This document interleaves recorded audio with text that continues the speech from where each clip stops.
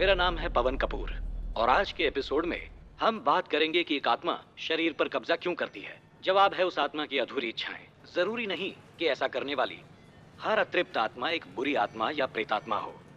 आज आप जो देखेंगे ये कोई कहानी नहीं बल्कि सच्चाई है। आप खुद ही इसे देखकर समझ जाएंगे। काली काली महाकाली, काली कलकत्ते वाली, बता कौन है तू? और दे इसका शरीर वरना भस्म कर दूंगा। हर हर बम बम, हर हर बम बम, जय महादेव, जय भैरव।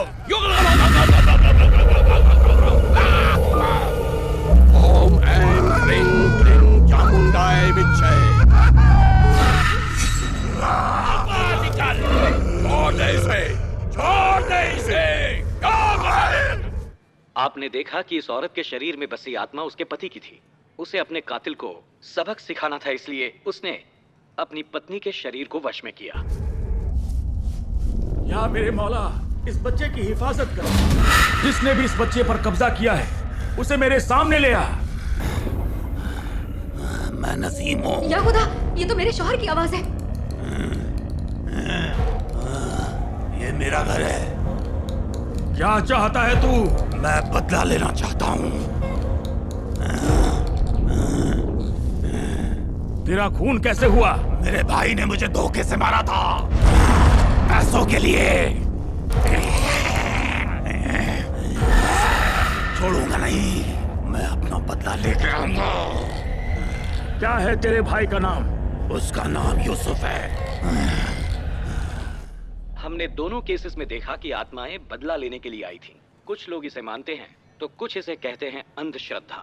आपकी क्या राय है कमेंट्स में लिख भेजिए। यहाँ रुक दो और इस जगह पे सर का फोटो लगा देना और प्रोमोस के लिए फुटेज निकालना भूलना मत। हाँ, नहीं भूलूंगा। हेलो, हाँ अंकल, मैं ऑफिस से बस निकल ही रही हूँ। 20 मिनट लगेंगे पहुँचने में। आप वहीं पे हो ना? ठीक है अंकल, बाय। सुन, मैंने बताया था ना मैं किराए पे घर ढूंढ रही हूँ। उसी मकान मालिक का फोन आया था। काफी देर से मेरा इंतजार कर रहे हैं वो। जाके घर देख के आती हूँ। ठीक है, तब तक तुम एपिसोड फाइनल कर देना। हो जाएगा। रात भर सोई नहीं हूँ तो चेहरा थका हुआ तो नहीं लग रहा ना? अरे बिल्कुल नहीं, चेहरा तो चमक रहा है। जा जा। ठीक है। अच्छा सुन, आज शेर नहीं आया? नहीं, शेर तो नहीं है। वो सिंगापुर गया है अवार्ड लेने के लिए, लेकिन आज शेरनी निकली है शिकार पे। तेरी फेवरेट रोशनी मैडम सुबह सुबह आ गई थी। क्यों फालतू में ऑफिस आती रहती है वो? सिर्फ प्रोग्रामिंग हेड की बीवी है इसलिए। 10 चेंजेस बताएगी आकर। उसकी शक्ल देख के ही दिन बिगड़ जाता है। देखो, अब अपने मालिक की बेटी ही तो है ना, थोड़ी बॉसगिरी तो करेगी। चल चल, मैं निकल रही हूँ।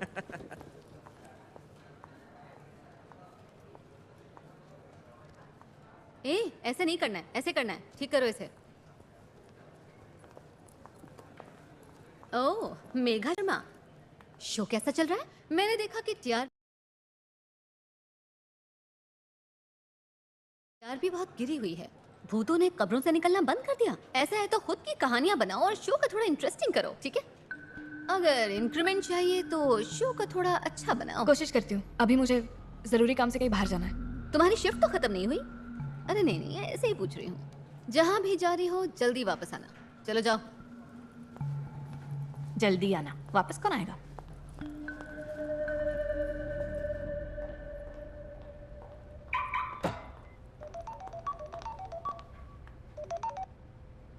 हेलो,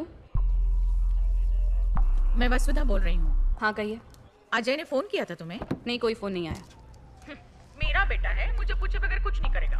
कुछ जरूरी बात करनी थी तो सोचा एक बार तुम्हें फोन कर लूं।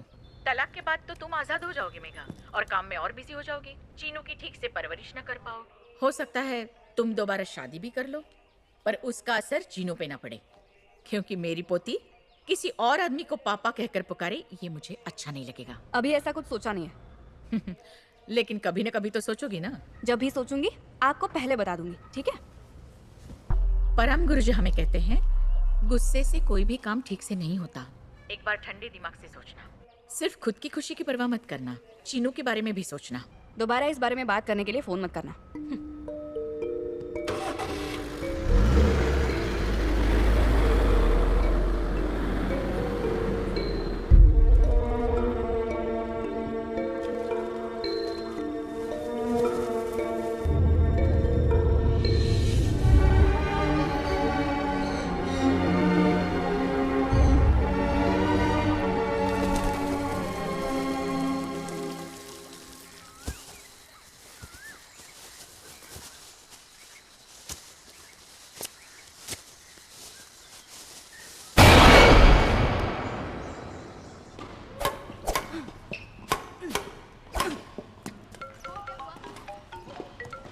कॉल आ रहा है। हाँ। हेलो जी सर, मैंने देखा नहीं है, अभी चेक करके आपको फोन करती हूँ। Okay sir. एक मछुआरे को शहर के बीचों बीच तालाब से एक प्लास्टिक बैग में बंद अवशेष मिले। जब उसने प्लास्टिक बैग को खोला तो उसके अंदर से एक खोपड़ी मिली और उसने तुरंत पुलिस को फोन किया क्योंकि ये इलाका मंत्री जी के घर के करीब है। उन्होंने पुलिस को यहाँ भेजा और जानकारी इकट्ठा करने के लिए कहा। और मंत्री जी के घर के सामने ही एक नया बोट क्लब कुछ ही दिनों में खुलने वाला है, वो भी इस जगह से ज्यादा दूर नहीं है। हो सकता है इस घटना की वजह से बोट क्लब का इनॉग्रेशन कुछ दिनों के लिए पोस्टपोन हो जाए। वैसे भी गृह मंत्री आजकल विवादों में घिरे हैं, इसीलिए उन्होंने पुलिस से कहा है कि ये केस जल्द से जल्द सुलझाया जाए।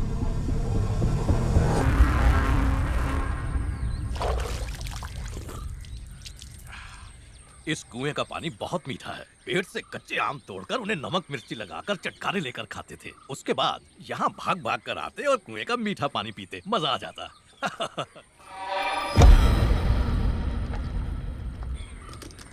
ये घर मानो कभी खाली रहा ही नहीं।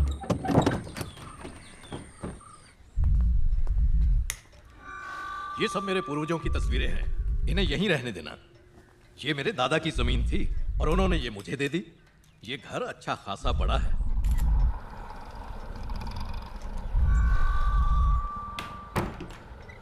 और बेटा इस रूम में एसी है।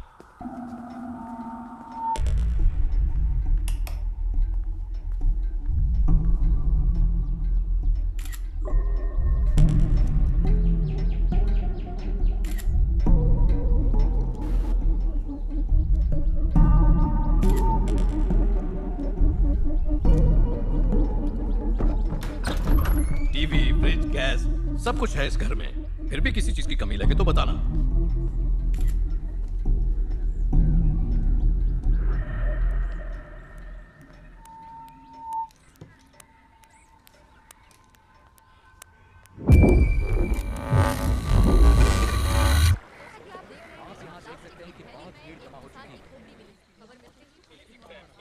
सर धारा 302 लगा दें? धारा लगाने की इतनी क्या जल्दी है, बाद में तय कर लेंगे। अभी तय करनी होगी सर, क्योंकि एक ऐसी अफवाह सुनने में आई थी कि यहाँ मंत्री जी के बेटे का कुछ कांड हुआ था। क्यों, क्या हुआ था? वो सर 2 साल पहले एक लड़की अचानक गायब हो गई थी और वो लड़की हमारे होम मिनिस्टर साहब के बेटे से प्यार करती थी, पर उसने उसे छोड़ दिया। लड़की भी ढीठ थी। मिनिस्टर ने उसे धमकाया, फिर भी वो नहीं मानी। फिर कुछ दिनों बाद लड़की के गायब होने की खबर आई। दिखावे के लिए तो पुलिस ने अपनी छानबीन की, पर कोई सबूत नहीं मिला। लेकिन इस केस से उसका क्या लेना देना है? सर यहाँ जो पुराना बोट क्लब है ना, वो मिनिस्टर साहब के बेटे का अड्डा था। कुछ समझे सर? क्लियर करो, क्राइम सीन के पास कोई नहीं जाएगा। फॉरेंसिक डिपार्टमेंट पहुंच गया है, जांच चालू हो गई है। क्राइम सीन पर भीड़ मत होने दो, मीडिया भी पहुंच चुकी है।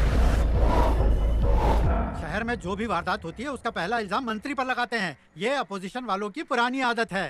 इस बार और कोई नहीं मिला तो मेरे बेटे को इन्होंने अपराधी बना दिया है।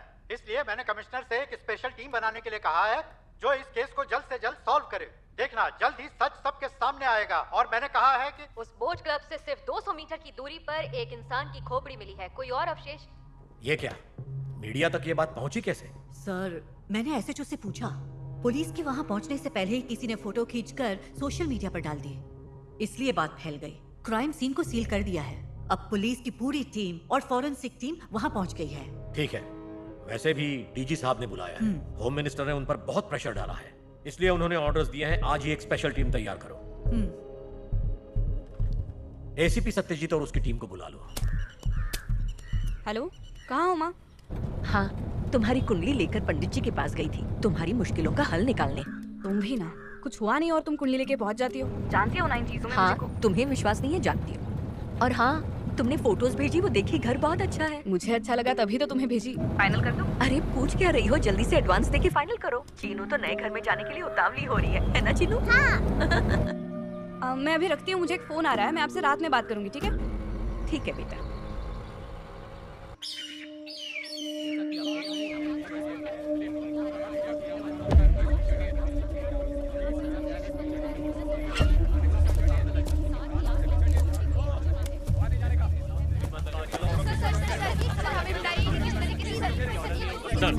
आपको समझा दिया जाए।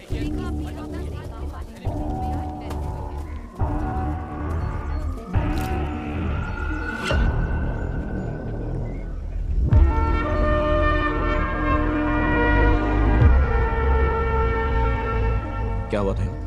सर, एक प्लास्टिक बैग में ये एक खोपड़ी मिली है। इसके अलावा कुछ बाल, मांस के टुकड़े और खून के दाग मिले, लेकिन उनकी हालत इतनी बुरी है कि उससे कुछ भी पता लगाना मुश्किल होगा। इन्हें लैब में टेस्ट करने के बाद ही मैं आपको कोई जानकारी दे पाऊंगा। फाइल दो सर, साइन कीजिए।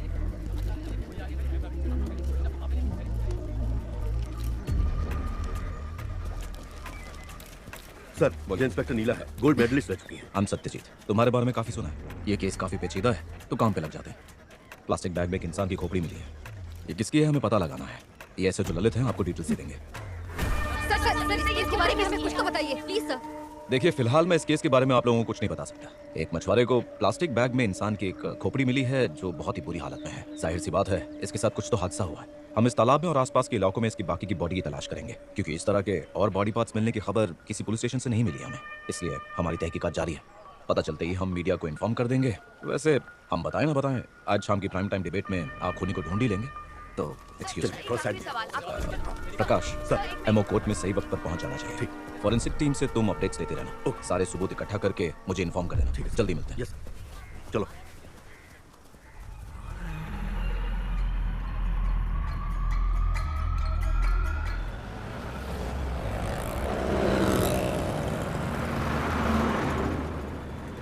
देखिए, औरतों का जबड़ा मर्दों के मुकाबले में थोड़ा सा सीधा होता है, जबकि मर्दों का जबड़ा थोड़ा सा चौड़ा होता है। और इस केस की स्टडी करने के बाद और स्कल की जांच करने के बाद मैं पक्के तौर पे कह सकती हूँ कि विक्टिम एक औरत है।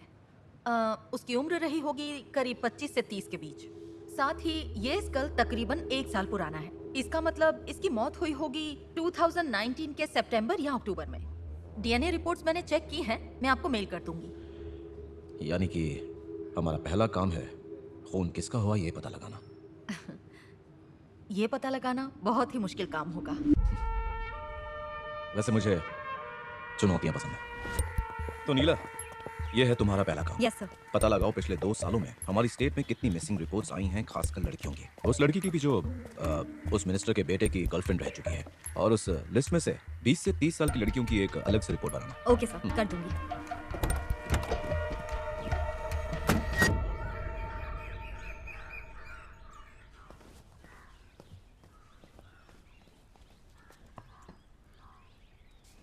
जब मर्द लोग नशे में धुत होकर अपनी औरत को मारते हैं, चप्पल से पीटते हैं या फिर किसी और को घर पे लाते हैं, तब तो तलाक लेना बनता है ना।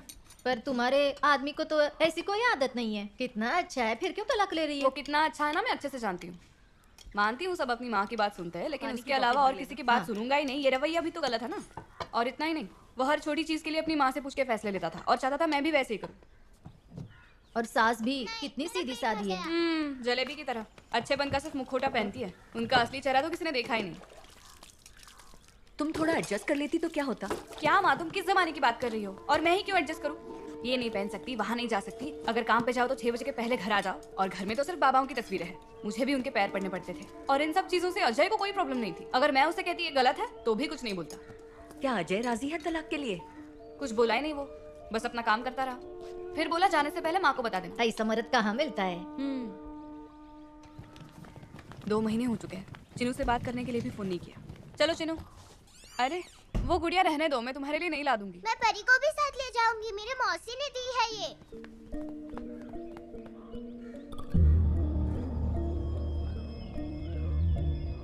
तो मातोश्री, आप पक्का हमारे साथ आकर नहीं रहना चाहती? तुम्हारी बहन को गुजरे 1 साल भी नहीं हुआ, मेरा मन नहीं कर रहा ये घर छोड़ने का। क्यों फालतू का इमोशनल हो रही हो अम्मा? खुद भी होती हो, मुझे भी करती। ठीक है। गृह प्रवेश का मुहूर्त 6 बजे तक है। गाड़ी संभाल कर चलाना, तुम्हारा टाइम अच्छा नहीं चल रहा है। पर तुम्हारा तो बहुत सही चल रहा है। मंदिर जाओ, लोगों से मिलो, पौधे उगाओ, ट्यूशन पढ़ाओ। और एक ना एक दिन मैं भी वापस आकर यही रहूंगी। अगर मैं काम में व्यस्त रहूंगी तो मेरी सेहत भी अच्छी रहेगी। कभी उस तरफ आऊंगी तो मैं तुम्हारे घर जरूर आऊंगी। Welcome welcome. चिनू, नानी को किसी दो। चलो चलो, बस बस बस बस, बाकी की पप्पियां फोन पे दे देना, ठीक है? निकलो। Bye bye bye bye.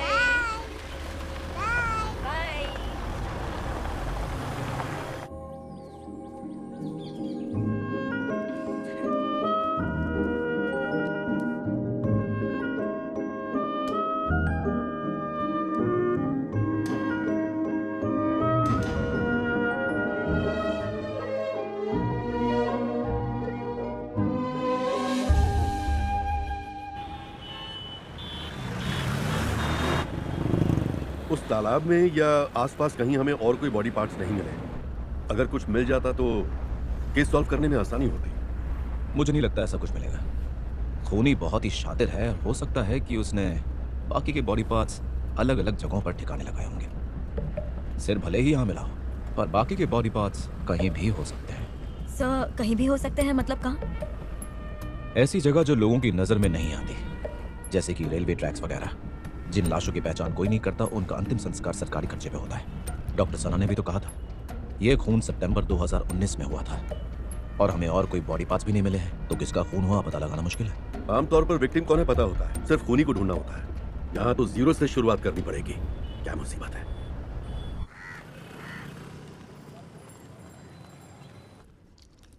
वो चीनू की दादी हैं तो सीधी सी बात है, वो भी कस्टडी मांग सकती हैं। और तलाक में तुम्हारे हस्बैंड की तो मर्जी नहीं है ना, दिक्कतें तो आनी ही वाली हैं। पर मैं अपना फैसला नहीं बदलूंगी लतिका। और रही बात चिनू की, बच्ची तो माँ के साथ ही रहेगी ना। मेघा, वैसे तो तुम सही हो पर लीगली ऐसा नहीं होता। समझ गई, पर मैं इसके लिए किसी भी हद तक जा सकती हूँ। खैर, अच्छा हुआ जो तुम इसे यहाँ लेकर आ गई। इसे देखकर लगता है कि ये बहुत ही शांत है। इसके मासूम चेहरे पे मत जाना, शैतानों की भी परनानी है ये। लाओ मुझे दो ना ये खेलने के लिए। ये गुड़िया वो किसी को नहीं देती। उसकी प्यारी मौसी जो लाई थी, रात को भी पास में लेके ही सोती है। मैं तुमसे कुछ पूछना चाहती थी। तुम्हारी बहन तो साइकोलॉजी की पढ़ाई कर रही थी ना, फिर ऐसा क्यों किया उसने? उसे क्या हुआ ये तो मैं भी नहीं जानती। दोपहर का वक्त था, वो कॉलेज से घर आई और बिना हमसे कुछ बात किए वो अपने कमरे में चली गई। कुछ समय बाद माँ उसे खाने के लिए बुलाने गई तो अपने आप को पंखे से लटका दिया था। मुझे और माँ को पता ही नहीं चला कि उसने ये कदम क्यों उठाया था। अब तो तुम यहाँ के नए स्कूल में जाओगी ना, अच्छे अच्छे दोस्त बनाओगी। हाँ। तो अपनी मम्मी से कहो कि अब खुद का घर ले लें। लतिका, अपना विला प्रोजेक्ट मुझे बेचने की कोशिश मत करना। वैसे भी उतने पैसे भी नहीं है मेरे पास अभी। चलो हम निकलते हैं। ओके। चिनू आंटी को बाय कहो। बाय। बाय बेटा। बाय। बाय। अच्छा, तो लापता हुए केसेस वाले लोगों में से कितनी लड़कियां थी? 1434। उनमें से कितनी लड़कियां मिल गई थी? 627 लड़कियां मिल गई थी।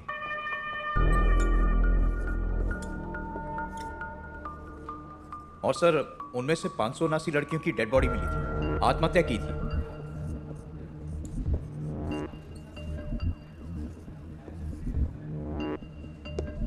अच्छा, तो इनमें से कितनी लड़कियों की उम्र 25 से 30 साल के बीच में होगी? 37 साल। इन 37 लड़कियों की सारी डिटेल्स और फोटोग्राफ्स मुझे चाहिए। अगर उनमें से किसी फोटो के साथ उसकी खोपड़ी का आकार मैच होता है तो उसे डीएनए टेस्टिंग और मैचिंग के लिए भेज दो। सर।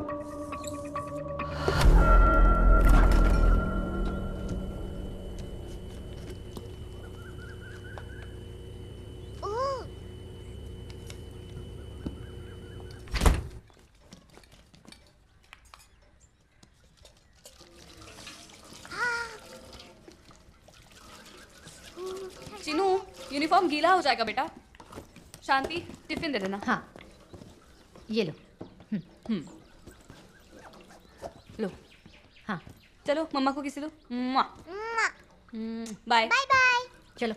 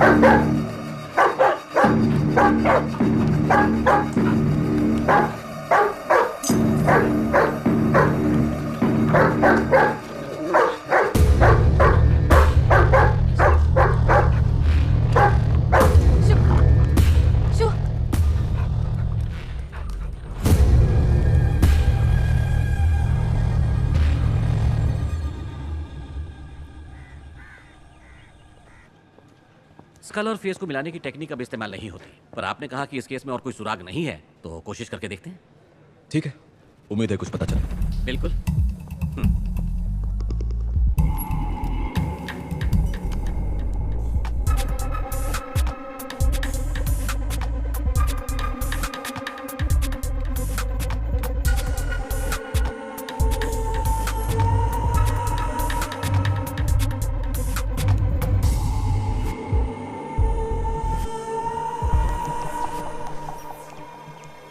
चीनू बेटा, तुम जल्दी से हाथ मुंह धो के कपड़े बदलो और फिर मैं तुम्हें गरम गरम दूध देती हूँ। हाँ बेटा।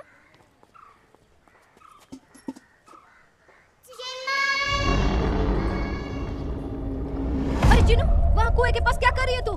मैं तो सिर्फ अपना नाम पुकार रही थी। यहाँ आजा। 1 मिनट मेरा ध्यान क्या हटा? शरारत चालू तेरी।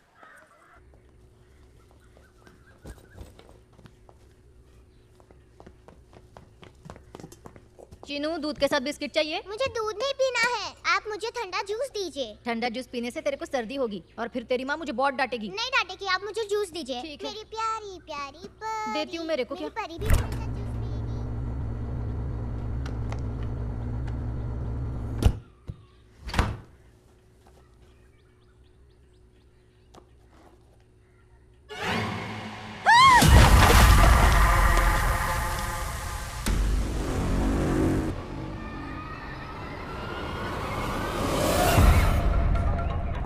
बोलो महेश। सॉरी, कुछ नहीं मिला। वो स्कल किसी भी लड़की से मैच नहीं हो रहा। तो अब हम क्या कर सकते हैं? अब एक ही तरीका बचा है। डिजिटली उस स्कल से उस लड़की का चेहरा बनाने की कोशिश कर सकते हैं। ये काम थोड़ा पेचीदा है, इसलिए थोड़ा वक्त लगेगा। ठीक है, शुरू करो, देखते हैं क्या होता है। Okay okay.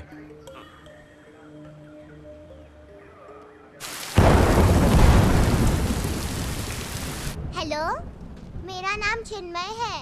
हेलो, मेरा नाम चिन्मय है। चीनू, बस बहुत हो गया, मोबाइल रख दो। अब पता है कितने बजे? 2 मिनट और। 10 मिनट से यही सुन रही हूँ। लाओ मुझे दो। दो।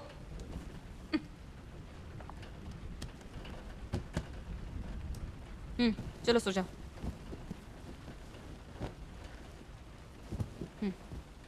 आओ। मुझे चद्दर नहीं चाहिए। एसी चालू है, चद्दर नहीं लोगी तो रात को ठंड लगेगी।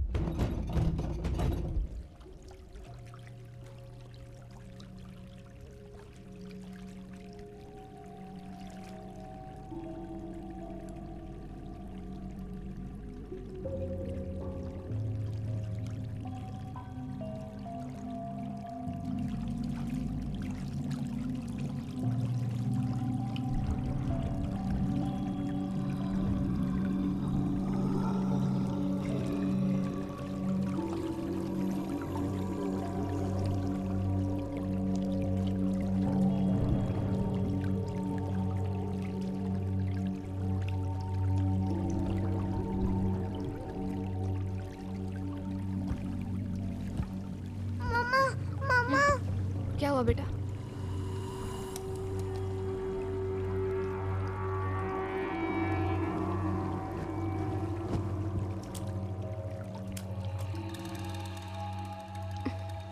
इतना सारा पानी अचानक से कहां से आया?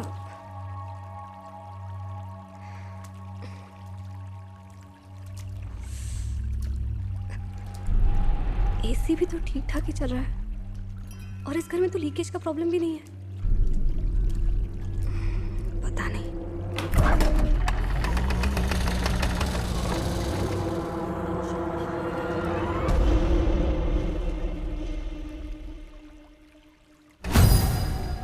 यहाँ पे भी पानी है।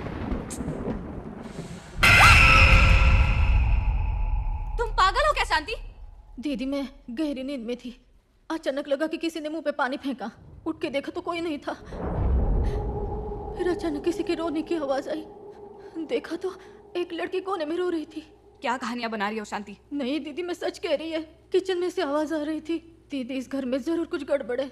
गड़बड़ घर में है या तुम में है, ये हम सुबह देख लेंगे। मैं सच कह रही हूँ। चलो बहुत हो गया, पानी साफ करो और जाओ सो जाओ।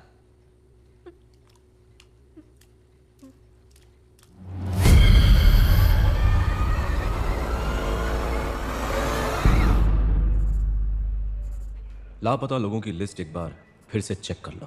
मैंने चेक की थी सर, ऐसा कोई और केस दर्ज ही नहीं हुआ है। एसएचओ को दोबारा चेक करने के लिए कहा है, शायद कोई केस छूट गया हो। और इस शहर में जिन जिन लड़कियों का खून हुआ था उनकी लिस्ट मैंने दोबारा चेक कर ली थी सर। और ये भी तो हो सकता है कि विक्टिम केरला की रहने वाली ना हो। इसके चांसेस भी हो सकते हैं सर, क्योंकि केरला घूमने के लिए तो काफी लोग आते हैं।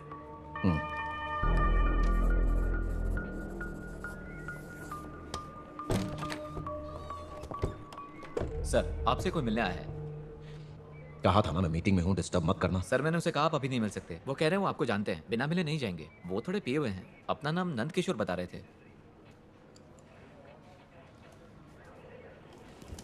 कई साल पहले एक महान कवि ने ये 2 पंक्तियां मुझे सुनाई थी।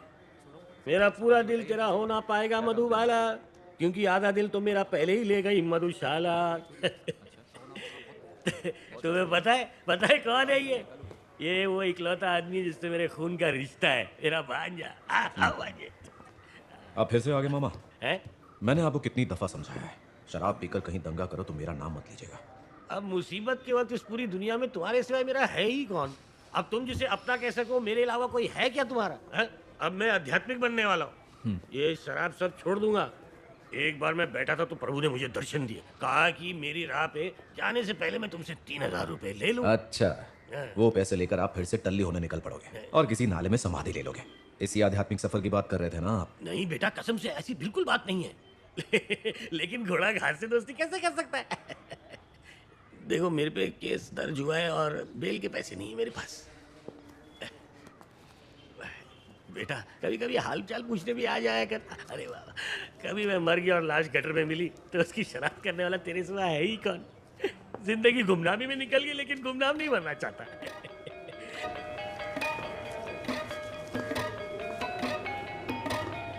तू ही मेरा सहारा है, बिन दारू के मैं बेसहारा हूं।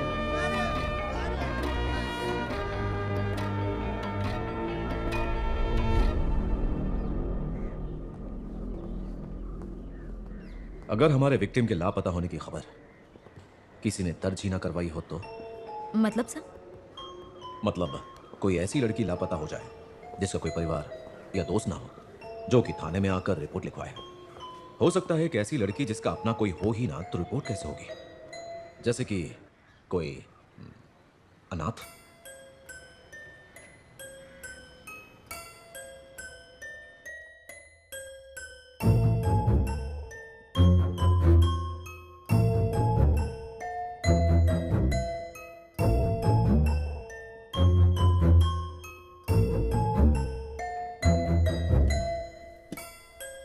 चीनू, वो गुड़िया को रखने की जगह है, उसे वहाँ से हटा दे। परी को गर्मी लग रही है और बाकी खिलौने के साथ उसे रहना अच्छा नहीं लगता, है ना मेरी परी? तू और तेरी परी। गुड़िया मेरी प्यारी प्यारी गुड़िया, चलो हम खाए चॉकलेट और आइसक्रीम।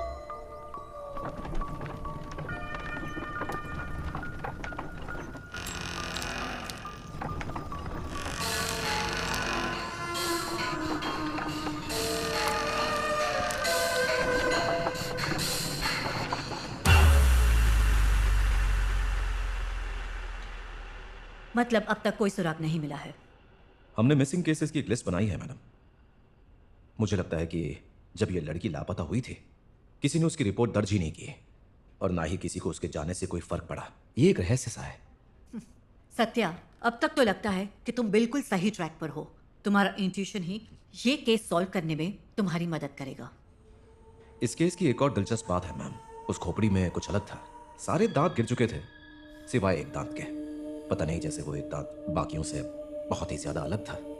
अगर लाश काफी वक्त के लिए पानी में पड़ी हो तो सारे दांत निकल ही जाते हैं, और जो दांत नहीं निकलते हैं मतलब वो दांत नकली दांत होते हैं। अगर हमें डिटेल में जानकारी चाहिए तो इस केस में ओडोंटोलॉजी की मदद लेनी पड़ेगी। हाँ, ये कर सकते हैं।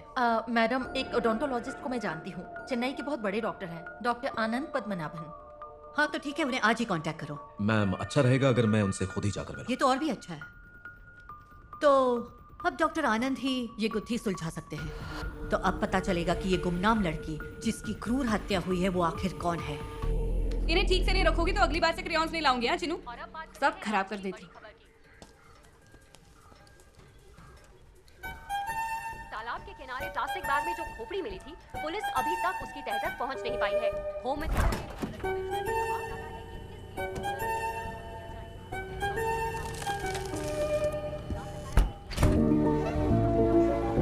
सच्चाई कभी पता चलेगी जब पुलिस इस केस को सॉल्व करवाएगी। क्या कर रही हो चिनू? तुम हमेशा डांटती रहती हो इसलिए। कैसा लगा ठंडा ठंडा बर्फ? शैतान बच्ची। एसीपी सत्यजीत हैंडल कर रहे हैं खोपड़ी की डीएनए टेस्टिंग और बाकी सब जांच से पुलिस को ये पता चला है कि ये खोपड़ी एक 25 से 30 साल की लड़की की है। ये केस अपने आप में इतना पेचीदा है कि इसे सॉल्व करने के लिए पुलिस को फॉरेंसिक डिपार्टमेंट की मदद लेनी ही पड़ेगी। डेप्यूटी कमिश्नर मालिनी अरविंद ने आज प्रेस कॉन्फ्रेंस में कहा। मैंने स्कल की जांच की, पता है फिंगरप्रिंट्स की ही तरह हर इंसान के डेंटल पैटर्न्स बिल्कुल अलग होते हैं। दरअसल मुझे अच्छी तरह याद है जब हम कॉलेज में थे तब हमें वहाँ डेंटल रिकॉर्ड से सॉल्व होने वाले केसेस पढ़ाए जाते थे। एक केस था जिसमें कोई नहीं जानता था कि जो मरा है वो वाकई एक आतंकवादी था या उसका कोई हमशक्ल था। फॉरेंसिक ओडोंटोलॉजी के जरिए यह साबित हो गया कि वो लाश आतंकवादी की थी। हमारी तरह कई देश डेंटल रिकॉर्ड से मर्डर केस सॉल्व करते हैं। इस तरह कई केसेस में वो हेल्पफुल होते हैं, जैसे डेड बॉडी को आइडेंटिफाई करना या दांतों के निशानों से मुजरिम को पकड़ना। But as you know, India में डेंटल रिकॉर्ड्स को रखने की कोई प्रॉपर सिस्टम नहीं है। तो इस केस में कोई उम्मीद है या नहीं डॉक्टर? डेफिनेटली है। तुमने अंदाजा लगा ही लिया होगा। वो एक दांत जो अब तक टिका हुआ है वही इस केस का सबसे बड़ा सुराग है। ये जो स्ट्रक्चर है उसमें जो दांत मुंह के आगे की तरफ है, हो सकता है वो पहले सड़ गया हो, टूट गया हो या फिर टेढ़ा हो गया हो। नकली दांतों के साथ भी अगर कोई फल को खाता है तो भी हम पता लगा सकते हैं कि उस फल को किसने खाया। बहरहाल मौत से बस कुछ ही महीनों पहले इस विक्टिम ने अपना डेंटल ट्रांसप्लांट करवाया। चूंकि ये स्क्रू से फिक्स किया गया होता है, इसीलिए ये नकली दांत इतने महीनों बाद भी गिरा नहीं। अच्छा, तो अगर हम डेंटल हॉस्पिटल्स के रिकॉर्ड चेक करें तो? एग्जैक्टली, बट सारे डेटा की जरूरत नहीं है। दांतों में यूज किया हुआ मटेरियल और उसका साइज और रंग, अगर ये सारी चीजें विक्टिम के साथ मैच हो रही है तो सच्चाई का पता लगाने में हमें बड़ी आसानी होगी। सो अगर तुम उस कॉम्बिनेशन का पता लगा सकते हो जो उस खास आदमी के लिए बना है तो तुम्हें अपनी मंजिल मिल जाएगी।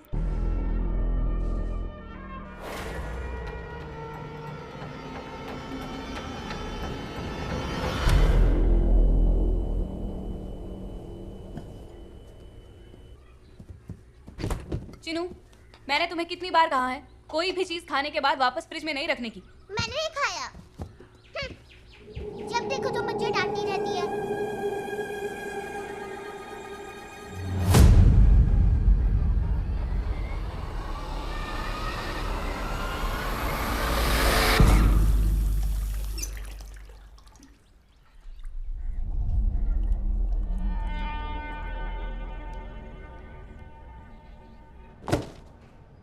सत्ताईस डेंटल हॉस्पिटल्स हैं और इन हॉस्पिटल्स तक नकली दांत और दूसरी चीजें पहुंचाने वाली 13 डेंटल लैब्स।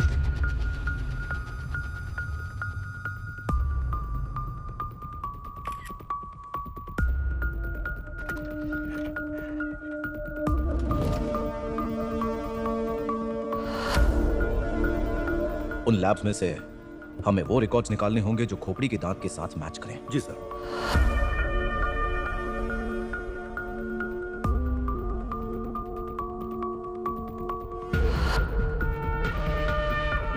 उस लिस्ट के हर पेशेंट को हमें कांटेक्ट करना होगा।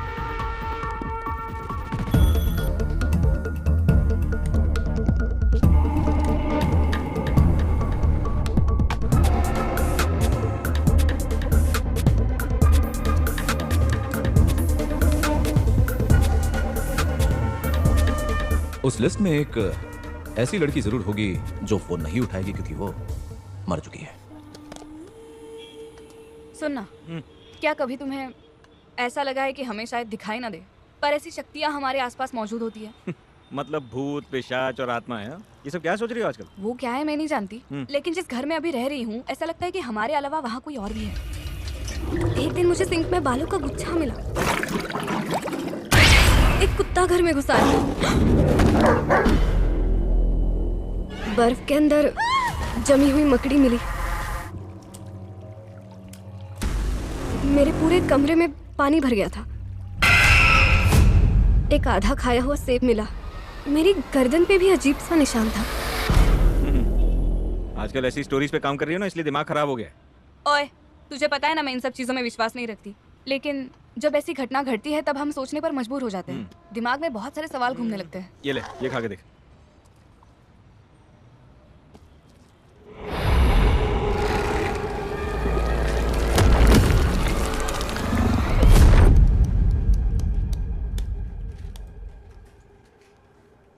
हम ऐसे किस्सों को अक्सर बेबुनियाद या मनगढ़ंत मानते हैं जब तक वो हमारे साथ नहीं होते, लेकिन जब हमें भी एहसास होने लगता है, हमारी समझ और लॉजिक दोनों डगमगाने लगते हैं। वो बीच के पास एक औरत रहती है ना, जो आत्माओं और प्रेतों से बात करती है। याद है तुमने उससे इंटरव्यू के लिए पूछा था और उसने मना कर दिया था? तुम जारा की बात कर रहे हो? हाँ वही। चले फिर से ट्राई करें। ऐसी भूतिया जगहों पे वो जाके आत्माओं से बात करके वो पता लगाते हैं ना कि आत्माएं हैं कि नहीं। उसे क्या कहते हैं? स्क्राइंग। हाँ, स्क्राइंग।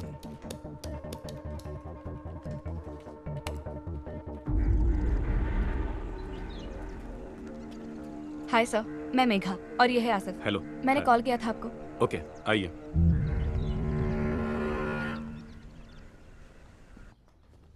ज़ारा ज़्यादा लोगों से मिलती नहीं है, पर आपसे मिलने के लिए वो राजी हो गई। आप यहीं रुकिए, मैं उसको बता कर आता हूँ। ओके।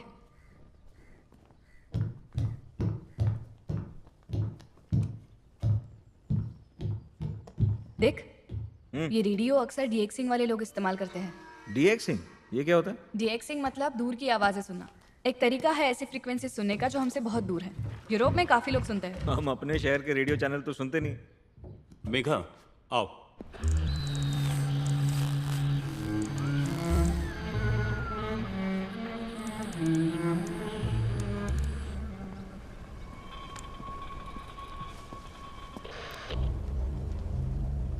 तुम तो वही हो ना जो मेरा इंटरव्यू लेना चाहती थी?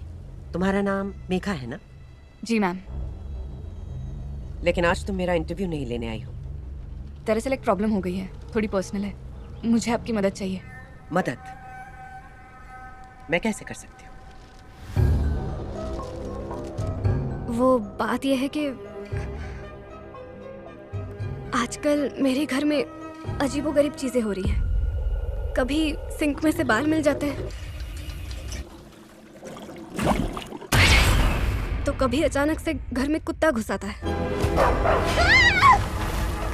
जमी हुई मकड़ी मिल जाती है, तो कभी पूरे कमरे में पानी भर जाता है। ऐसा लगता है कि घर में किसी का साया है। मेरी गर्दन पे अजीब से निशान, खाने में कीड़े मिलते हैं। पता नहीं ये सब क्या हो रहा है। तो तुम्हें महसूस हो रहा है कि कोई शैतानी शक्ति तुम्हारे घर पर है, एक अदृश्य माया, एक अनजानी सी शक्ति। अब ऐसा सोचना सही है या गलत मैं नहीं जानती, पर मैम वहाँ कुछ तो है। इस संसार में बहुत सी चीजें हमारे समझ से परे होती है मेघा। कई ऐसे सवाल जिनके जवाब ढूंढना नामुमकिन है, अनगिनत रहस्य। तो फिर ऐसे हादसे हर किसी के साथ हर वक्त क्यों नहीं होते? ये एहसास कुछ चुनिंदा लोगों को कुछ खास जगहों पर कुछ खास वक्त पे ही क्यों होते हैं? इंटरव्यू ले रही हो क्या? नहीं मैम, बस जानना चाहती थी।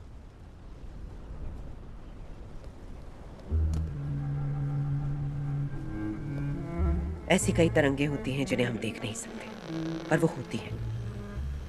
जैसे कि ये रेडियो वेव्स, जब उन्हें सही बैंडविड्थ मिलती है तो कनेक्शन जुड़ता है, बातें साफ सुनाई देती हैं।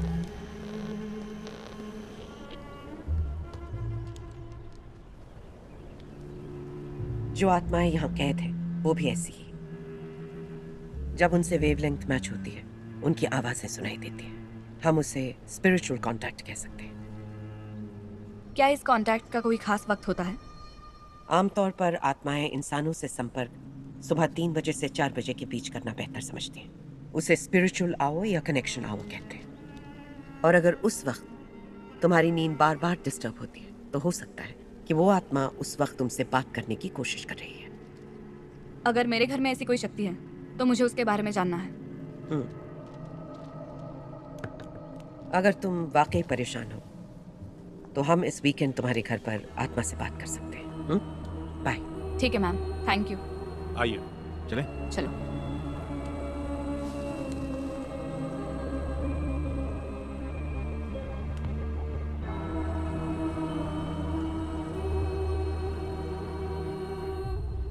मुझे लगता है सारा पता लगा ही लेंगे कि मेरे घर में हो क्या रहा है। फिर तो जल्दी पता लग जाना चाहिए कि आत्मा है या नहीं। वैसे भी शांति इतनी डर गई है कि उसे वापस अपने गांव जाना है। अच्छी बात है। वो चली जाए तो अच्छा ही है। हाँ, चलो आज ही तेरी कामवाली को बाय बोलते हैं, अच्छा रहेगा। हाँ।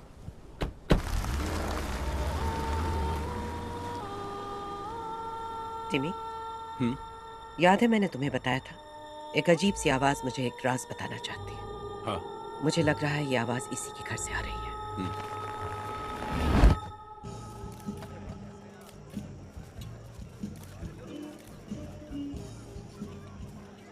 यार मेरी बैटरी किसी भी वक्त खत्म हो जाएगी। हेलो, क्या बात है, बहुत परेशान लग रहे हो? वो मेरा फोन बंद हो गया मैम।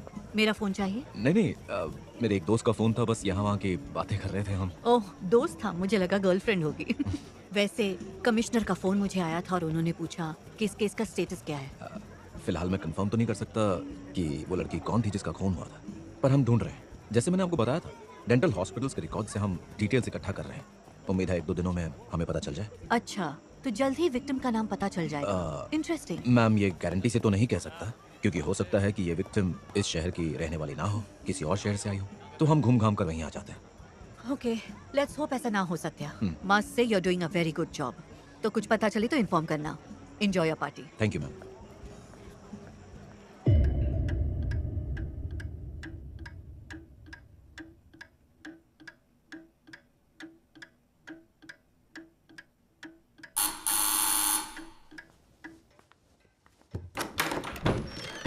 आइए।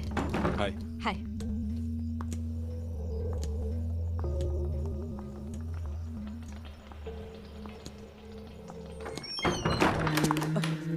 एक गुड़िया है।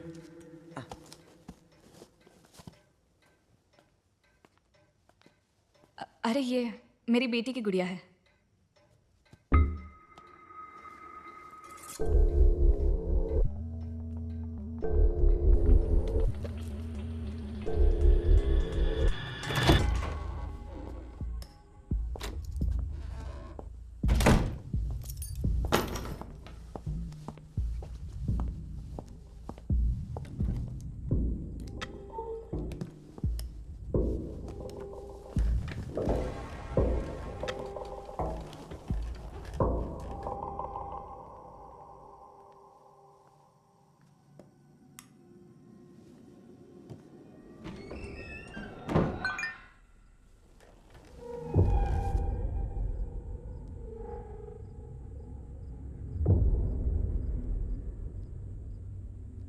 सर, उस लिस्ट से 1 नंबर पे हम कब से कॉल कर रहे हैं पर कोई कॉल उठा नहीं रहा। और उस पेशेंट की सारी डिटेल्स हमने हॉस्पिटल से निकाल ली है और आपको मेल कर दी है।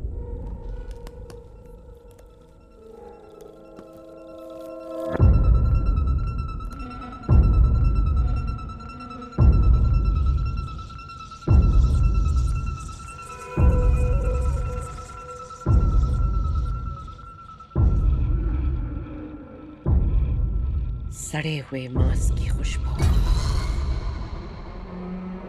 वो यहाँ मौजूद है।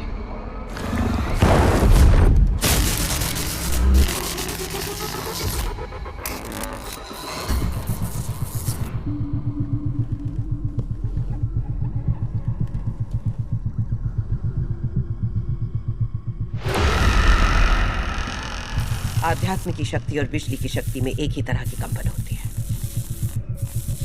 सब कुछ बंद कर दो। ठीक है।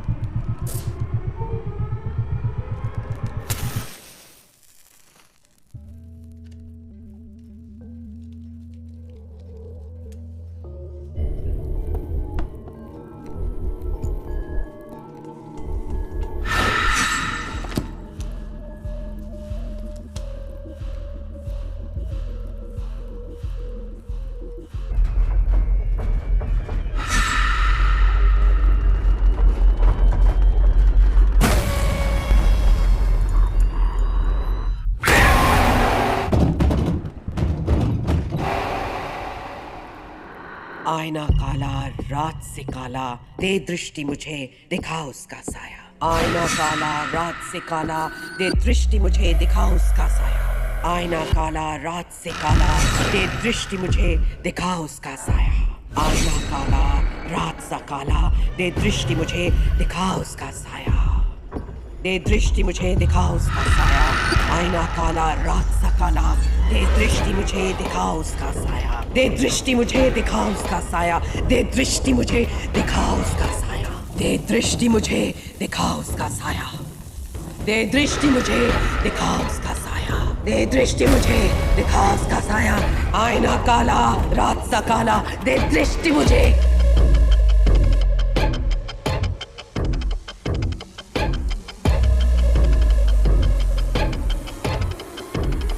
दृष्टि दे दिखा उसका साया।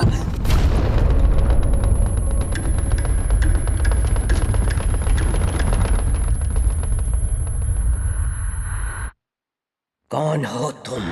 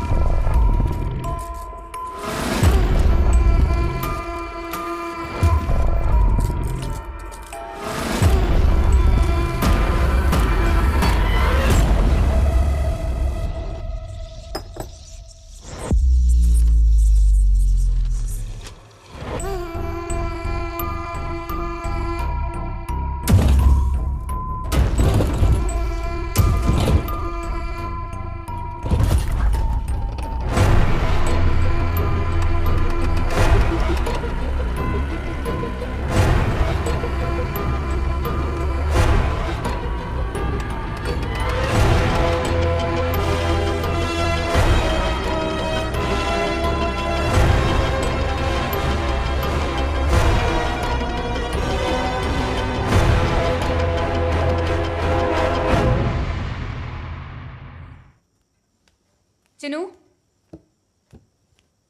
चिनू, चिनू बेटा, चिनू, चिनू, चिन्मयी,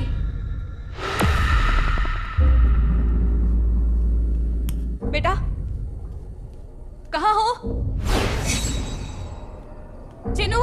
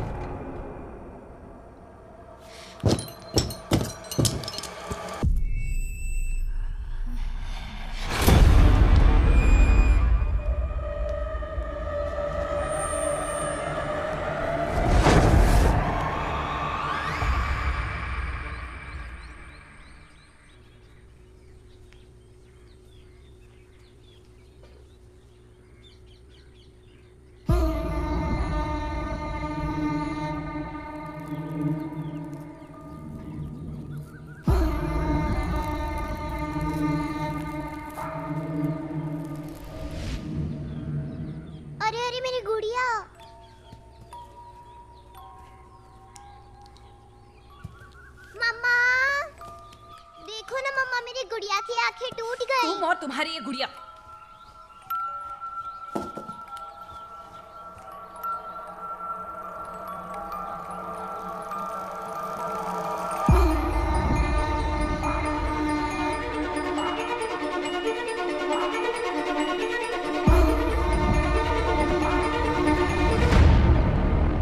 हेलो। हेलो, नमस्ते।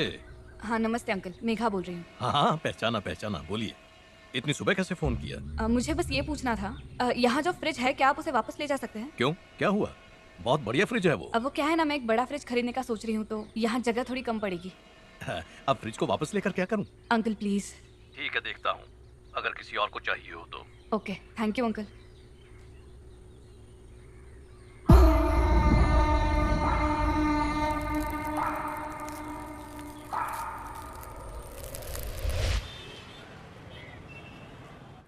हाँ ठीक है, चेक करता हूँ।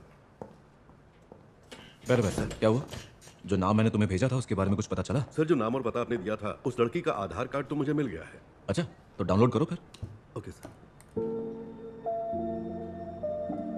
ये वो लड़की है सर। कुछ कहा नहीं जा सकता। डिजिटल टीम को कहकर इस फोटो को थोड़ा सा बड़ा करवाओ। जी।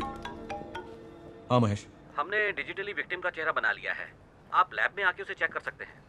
बहुत बढ़िया, हम अभी आते हैं। फोरेंसिक से महेश था, उनकी टीम ने खोपड़ी पर विक्टिम का डिजिटल चेहरा बना लिया है। अगर वो इस फोटो से मैच हो गया तो कंफर्म हो जाएगा। चलो चलते हैं।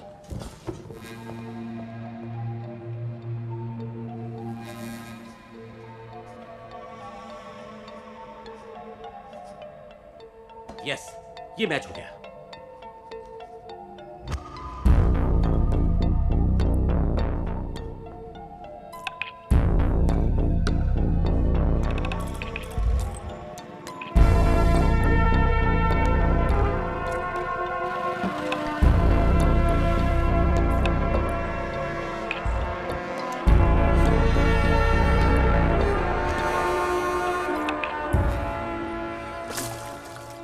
ऐसा कोई नहीं है जो फिलिप को नहीं जानता होगा। उनका परिवार यहाँ कई सालों से रहता था। उनके गुजरने के कुछ ही दिन बाद उनकी जायदाद बंट गई। उनका परिवार यहीं रहता है? नहीं, वो लोग कहीं और चले गए। फिलिप की वसीयत के मुताबिक कारीचल का घर और उनकी जमीन उनकी पहली बीवी से हुई बेटी के नाम थी। पहली बीवी की बेटी? हाँ, पहली बीवी। और उन्हीं से उनकी बेटी हुई थी इवा मारिया। यानी फिलिप ने दोबारा शादी कर ली थी? हाँ, एक और शादी की थी। ईवा बहुत छोटी थी, 1 साल की भी नहीं हुई थी कि उसकी माँ चल बसी। फिर फिलिप किसी औरत को अपने घर ले आया अपनी बेटी का ख्याल रखने के लिए, लिस्सी। वो भी बड़ी चालाक औरत निकली। धीरे धीरे उसने फिलिप को अपने चंगुल में कर लिया। वो आई तो थी उसकी बेटी का ख्याल रखने के लिए, मगर वो 2 बच्चों की माँ बन गई।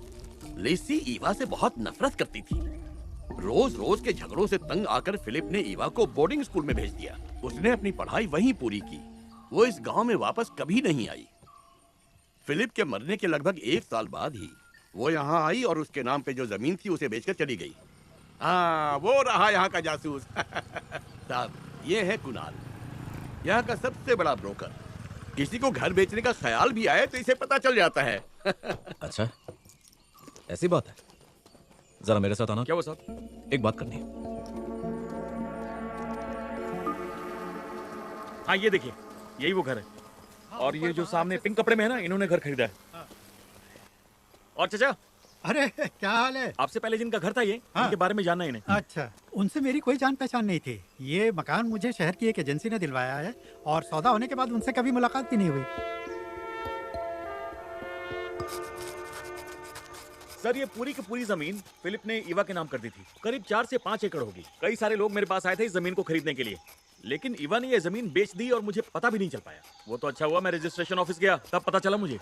तो अब लिस्सी तो... अरे उन्हें कुछ नहीं हुआ, जिंदा है वो। फिलिप ने एक घर उनके लिए अलग से बनवाया था, अब वो वहीं रहती हैं। हाँ, और उसके बच्चे? उनके 2 बच्चे हैं। लड़की के बाल छोटे हैं, लड़कों जैसे। नर्स है वो। उसने वार्ड बॉय से शादी की है। उन दोनों की शादी यहीं पास में हुई थी, बस कुछ महीने पहले, और सारी तैयारियां मैंने ही की थी। मैं आपको अपना कार्ड देता हूँ, ये रखिए, मेरा नंबर है। जमीन खरीदनी हो या आपको अपना घर बनाना हो, सब काम के लिए एक आदमी, myself Kunal, 24 hour service. ठीक है कुणाल जी। मुझे बताओ, लिस्सी के घर जाने का यहाँ से कोई शॉर्टकट है? ये फिलिप का घर है? हाँ, उसकी बीवी हूँ, लिसी। क्या काम है? फिलिप को मरे तो काफी टाइम हो गया, उसके लिए पूछने क्यों आए हो? वैसे इस गांव में तुम लोगों को कभी देखा नहीं। हो कौन तुम लोग? पुलिस वाले हैं, कुछ पूछताछ करनी है। क्या हुआ साहब? इस आवारा ने फिर कुछ किया क्या? क्या आप ईवा मारिया के बारे में कुछ जानती हैं? अभी आपसे क्या छुपाऊं साहब, उस डायन के बारे में ना ही मुझे कुछ सुनना है ना ही कुछ जानना है। यहाँ बात नहीं करनी तो पुलिस स्टेशन चलकर बात करें, वहाँ तुम्हारे लिए चाय नाश्ता भी मंगवा दूंगा। आपके पति की मौत कब हुई? जनवरी 2019 में। मरने से पहले उसने ईवा के बारे में आपको कुछ बताया था? ना ही फिलिप से कभी मैंने उसके बारे में पूछा, ना रिश्ता रखा। बस मुझे इतना पता है कि हमारी बिरादरी के बाहर उसे किसी लड़के से प्यार हुआ था और उसने शादी कर ली। शादी के रजिस्टर होने के बाद उसने अपने बाप को ये बात बताई। फिलिप भी खुश था। उसने घर के कागज, पैसे और ईवा के माँ के जेवर लिए और उन दोनों से मिलने चला गया। कुछ दिन उनके साथ वहाँ रहा, फिर लौटकर वापस यहाँ आ गया। यहाँ आकर बीमार पड़ा और हमें छोड़कर चला गया। जब वो अंतिम संस्कार के लिए आई तो क्या अपने पति के साथ आई थी? नहीं, वो अकेली आई थी। सारी विधियां पूरी होने के बाद वापस चली गई। उसके बाद कभी नहीं आई। मुझे बताए बिना वो जमीन भी बेच दी। डायन कहेंगी। मेरी बद्दुआ लगेगी उसको। पैदा होते ही अपनी माँ को खा गई और हमारी जमीन भी हड़प ली। ठीक है, लेकिन ईवा के बारे में इतनी पूछताछ क्यों कर रहे हो? कुछ नहीं, बस यूं ही जानकारी हासिल कर रहे थे। इसे पकने में तो काफी वक्त लगेगा। अरे कच्चा पपैया डालूंगी तो जल्दी से पक जाएगा। खा के जाओ ना। ये तो एक और डेड एंड है सर। मैरिज रजिस्ट्रार के ऑफिस से 2018 में जितनी भी शादियां हुई हैं उसकी एक लिस्ट निकालनी होगी, खासकर मार्च अप्रैल के दौरान, क्योंकि उस वक्त बहुत शादियां हो रही होती हैं। क्या पता वहां से हमें कुछ ऐसी जानकारी मिल जाए जो ईवा मरिया के पति तक पहुंचा दे।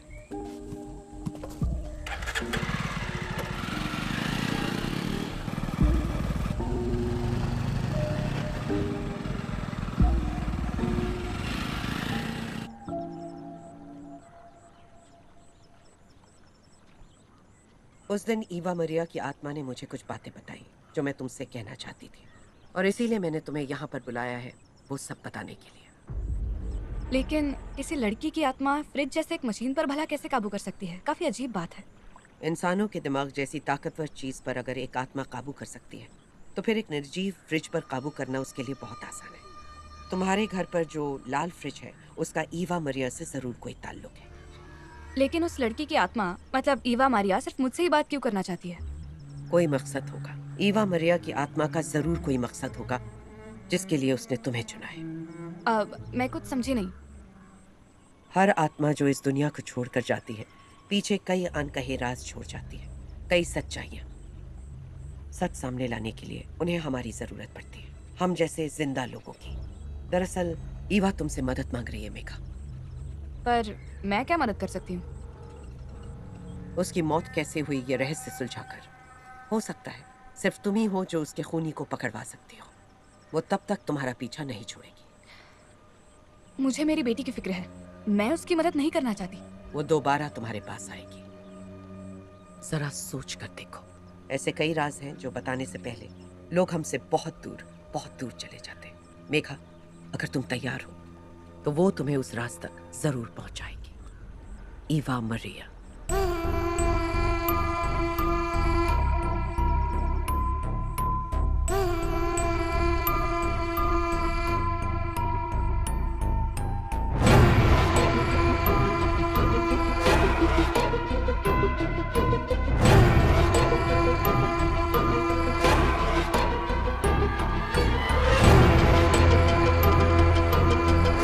एक बार सोच कर देखो, ऐसे कई राज हैं जो बताने से पहले लोग हमसे बहुत दूर चले जाते हैं।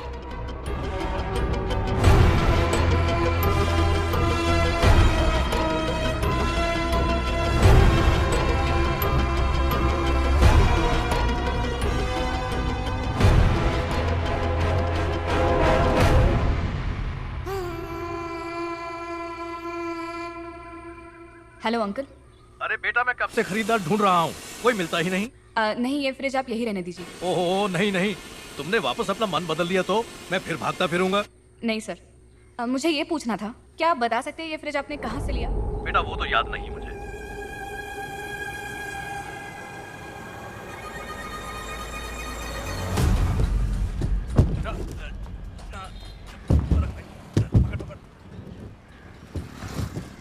बंद कर दूं?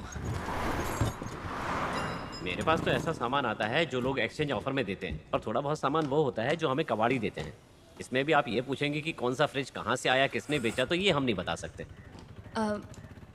मैं इस वाले फ्रिज की बात कर रही थी। पता नहीं मैडम, इसे बेचे तो काफ़ी साल हो गए होंगे। इतने सालों बाद कैसे बता सकता हूँ कि किसने बेचा? कुछ याद नहीं है। ठीक है, थैंक यू।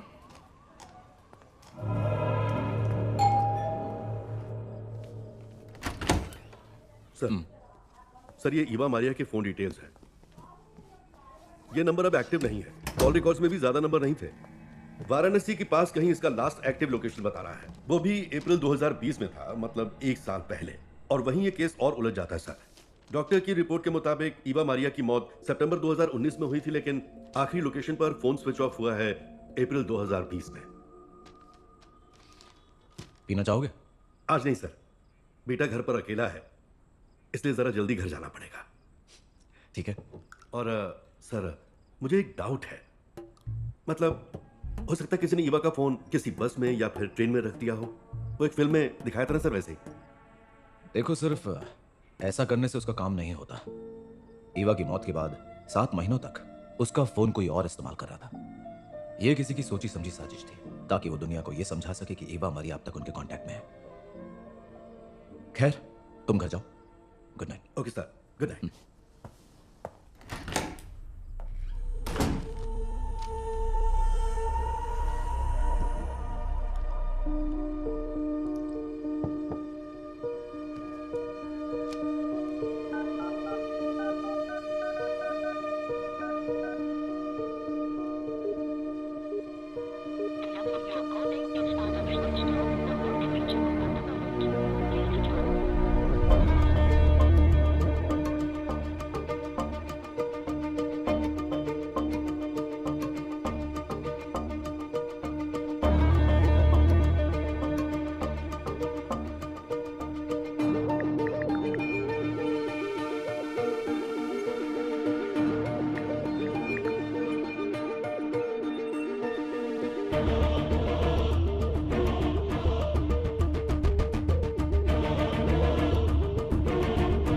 नई शुरुआत में एक दर्दनाक अंत छुपा होता है।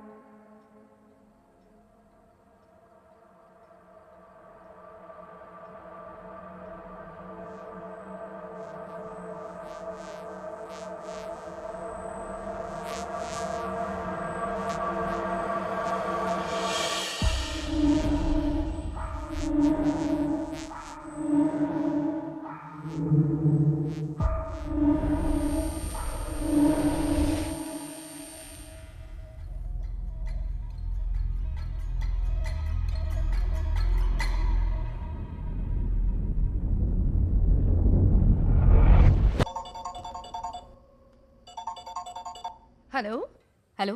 हाय मेगा, पेपर्स तैयार हैं, कल अजय तक पहुंचा दूंगी और तुम्हें भी मेल कर दूंगी। अरे मैंने उसके लिए फोन नहीं किया था, कोई और बात करनी है। ओह, क्या बात है? क्या तुम किसी ईवा मारिया नाम की लड़की को जानती हो? मैं उसका फेसबुक प्रोफाइल चेक कर रही थी और उसमें म्यूचुअल फ्रेंड्स में तुम्हारा नाम दिखा, इसीलिए पूछा।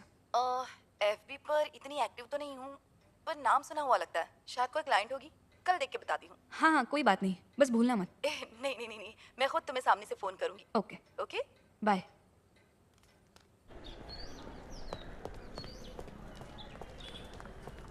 सर, 29 मार्च 2018 में ईवा ने शादी यही रजिस्टर करवाई थी।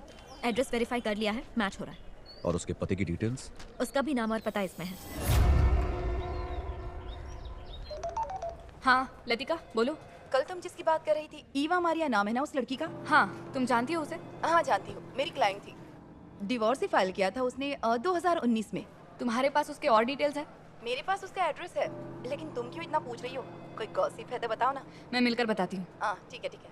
अच्छा, जहाँ तक मुझे याद है उसका एक्स हस्बैंड किसी टीवी चैनल के लिए काम करता था। हाँ, शायद तुम्हारे ही न्यूज चैनल में। मेरे ही चैनल में? क्या नाम है उसका? नाम दर्शन देव। दर्शन देव?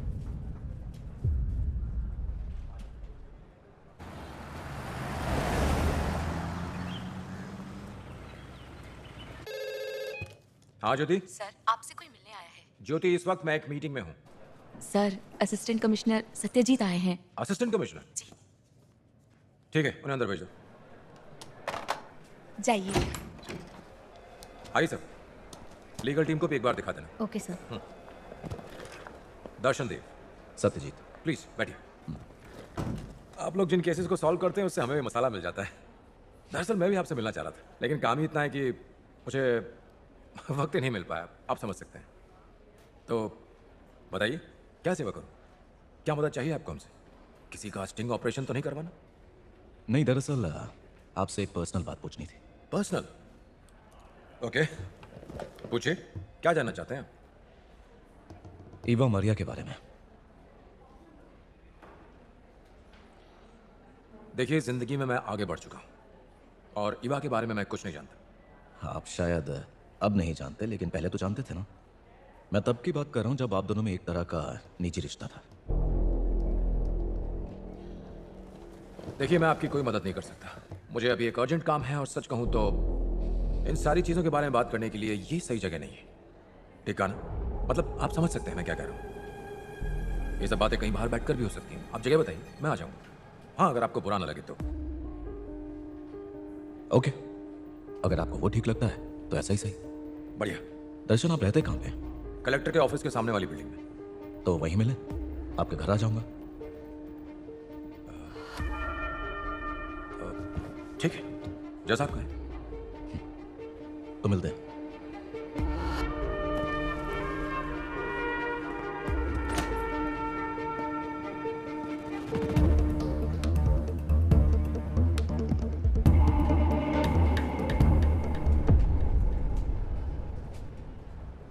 तुम उसको सिर्फ 6 महीनों से जानती हो ना? जो हमारी कंपनी का बॉस है, दर्शन देव। आउटसोर्स काम उठाता था, अब देखो प्रोग्राम प्रोड्यूसर हो गया। इसे कहते हैं धाकड़ एंट्री। ज़्यादा पैसे वाले घर का भी नहीं है, मगर इसकी शुरू से काफ़ी डिमांड रही है। पढ़ाई में भी काफ़ी तेज था, पौंडीचेरी से पीजी किया है। अपने कॉलेज में एक जूनियर से उसे प्यार हो गया था, उसी से उसने शादी कर ली। यहाँ आने के बाद हमारे director board member Pillai sir उसके नए आइडिया से बहुत इम्प्रेस्ड हो गए थे। मगर पिल्लई सर की बेटी उनसे भी ज़्यादा इम्प्रेस थी। फिर क्या था, अपनी पहली बीवी से डिवोर्स लेके उसने रोशनी पिल्लई से शादी कर ली। आओ बैठो। अब प्रोग्रामिंग हेड बन गया है और राजा की तरह जी रहा है। किस्मत हो तो ऐसी होनी चाहिए। जिस पेन से उसकी कुंडली लिखी होगी वो पेन मिल जाए तो। क्या तुम उनकी पहली बीवी के बारे में कुछ जानते हो? मुझे ज़्यादा कुछ तो नहीं पता, मगर वो मेरे एक दोस्त के साथ बीपीओ में कहीं काम करती थी। ज़्यादा डिटेल्स नहीं पता मुझे। सच कहूँ, इस ईवा मारिया की मौत की कहानी में इतने सारे राज छुपे हैं, हमें उसकी तह तक जाना ही होगा। ओके। वो रिलेशनशिप से ज्यादा बचपना था। कॉलेज में ईवा मुझसे 1 साल जूनियर थी। उन दिनों हमारे बीच अट्रैक्शन था और जल्दबाजी में हमने शादी कर ली। पर कुछ वक्त बाद ही हमें पता चला कि हम दोनों की सोच एक दूसरे से बिल्कुल अलग है। और रोज रोज के झगड़ों में मैं नहीं चाहता था कि मेरी जिंदगी और मेरा करियर दोनों बर्बाद हो जाए। और उसके बाद ईवा ने ही तलाक की बात शुरू की थी। डिवोर्स भी उसने फाइल किया था। जब तुम ईवा के साथ थे तब आप दोनों में कुछ? नहीं, मैं रोशनी को बहुत पहले से जानता था। हम दोनों अच्छे दोस्त थे। क्या तुम्हारे ईवा के साथ कुछ और प्रॉब्लम्स थे? अगर सच कहूं तो अपना एक प्रोडक्शन हाउस स्टार्ट करने के लिए मैंने ईवा से कुछ पैसे उधार लिए थे और उन पैसों को अरेंज करने के लिए मुझे ईवा के जेवर और जमीन गिरवी रखनी पड़ी थी। जब हम अलग हुए तो उसने कहा कि उसे वो सारे पैसे तुरंत वापस चाहिए। अब इतने सारे पैसे मैं एक साथ कहां से अरेंज करता? मेरा बिजनेस पूरी तरह से ठप हो चुका था। उधार के वो पैसे कितने होंगे? वो होंगे तकरीबन 2.5 करोड़। हाँ, 2.5 करोड़। फिर रोशनी के पापा मतलब मेरे ससुर जी ने मुझे पैसे दिए और इस तरह मामला सेटल किया। तलाक के बाद तुमने ईवा के साथ कोई संबंध नहीं रखा? नहीं। हाल ही में हमारे एक कॉमन फ्रेंड ने मुझे बताया कि वो किसी आध्यात्म की राह पर चल पड़ी है। पता नहीं, मैंने तो उससे कुछ पूछा नहीं। दर्शन, तुम और ईवा शादी के बाद कहाँ रहा करते थे? जनरल हॉस्पिटल के पीछे एक बस्ती है, वहां एक मनीष मेंशन है, उसके पहले माले पे। अच्छा, thanks for your time mister Darshan. Thank you. वैसे सर, क्या मैं जान सकता हूं आप ये सारे सवाल क्यों पूछ रहे थे? घबराओ मत, मैं तो बस यहाँ एक जनरल इंक्वायरी करने आया था। और ईवा तो वैसे भी तुम्हारे बारे में कंप्लेंट कर भी नहीं सकती, वो मर चुकी है।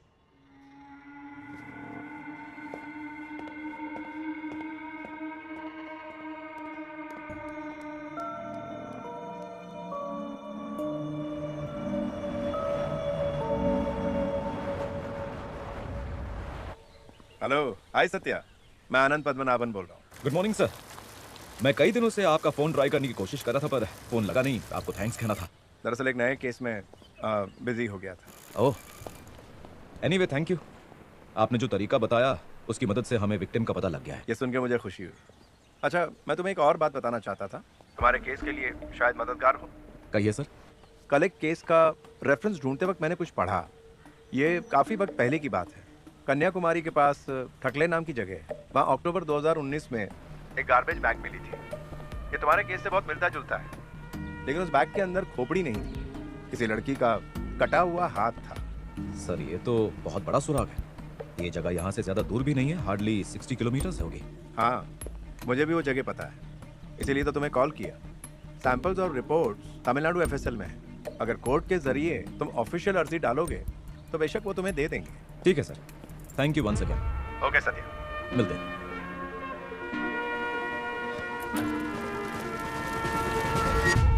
रिपोर्टिंग छोड़कर डिटेक्टिव बन गई हो। पता था तुम मेरा मजाक उड़ाओगी। ठीक है, उड़ा लो मेरा मजाक, पर पहले मुझे ईवा मारिया की डिटेल्स दो। तुमसे उस दिन बात हुई, उसके बाद मैंने उसकी छोटी छोटी डिटेल्स निकाली हैं। जब मुझसे मिलने आई थी तब बहुत परेशान थी। इस दर्शन और ईवा ने लव मैरिज की थी, वही कॉलेज वाला प्यार। तो तलाक का केस पहले किसने फाइल किया था? ईवा ने ही डिवोर्स के लिए फाइल किया था। दर्शन का कहीं और चक्कर चल रहा था और वो इससे दूर रहने लगा था। ईवा भी कुछ अलग ही थी, वो भी अपनी जिंदगी अपने हिसाब से जीने लगी। और एक बात, उस वक्त वो आध्यात्मिक बातों पर ज्यादा ध्यान देने लगी थी। अब वो गुरुजी है ना, अरे वो प्रवचन वगैरह देते हैं क्या? परम गुरुजी? हाँ वही। गुरुजी की बातें सुनकर उसने मन बना लिया था कि संसार की मोहमाया से दूर रहेगी, और वो डिवोर्स भी इसीलिए ले रही थी कि दर्शन को खुद से दूर रखे। हो सकता है कि ईवा मारिया कहीं किसी आध्यात्मिक राह पर चल पड़ी हो, वरना जैसा कि तुम्हें शक हो रहा है, हो सकता है उसके साथ कोई अनहोनी हुई हो। क्यों ये सब सोचती हो? अपने काम पे ध्यान दो। इस गुत्थी को तो मैं सुलझा के ही रहूंगी, चाहे जो कुछ भी हो जाए। लेकिन एक बात तो पक्की है लतिका, उसके साथ कुछ गलत तो जरूर हुआ है। अच्छा, लगता है आज के बाद तुमसे मुलाकात बहुत मुश्किल से हो पाएगी। लग जाओ काम पे। काम तो शुरू कर दिया है मैंने। एक्चुअली इस इन्वेस्टिगेशन के अहम मोड़ पे तो मैं पहुंच चुकी हूँ, और कुछ बड़े सुराग भी मिले हैं मुझे। ये है उस केस की रिपोर्ट। ओके। और ये हैं वो बाल जो हमें कटे हाथ के साथ मिले थे। सर, ये है इंस्पेक्टर अमृतराज, तमिलनाडु पुलिस। हाय अमृतराज। सर ये केस की फॉरेंसिक रिपोर्ट है। सर हमें विक्टिम के हाथ पर ये बाल भी मिले थे। ये एक ही सबूत है हमारे पास। ये बाल थोड़े शॉर्ट हैं और ऐसा लगता है कि ये बाल कातिल के ही हैं। इस पे साइन कर दीजिए। Thank you very much. Thank you sir. Sir, जैसे कि उस ऑफिसर ने कहा, ये जो बाल है उस कातिल के हो सकते हैं। इसका मतलब जब ईवा पर हमला हुआ तो हो सकता है उसने अपने आप को बचाने की पूरी कोशिश की होगी। सही कहा, उसने बचाव करने की जरूर कोशिश की होगी। ये सुराग हमारे लिए बहुत इंपॉर्टेंट है। जैसा तुमने कहा, ये बाल खूनी के हो सकते हैं। अब उसकी ये छोटी सी गलती उसे बहुत महंगी पड़ेगी।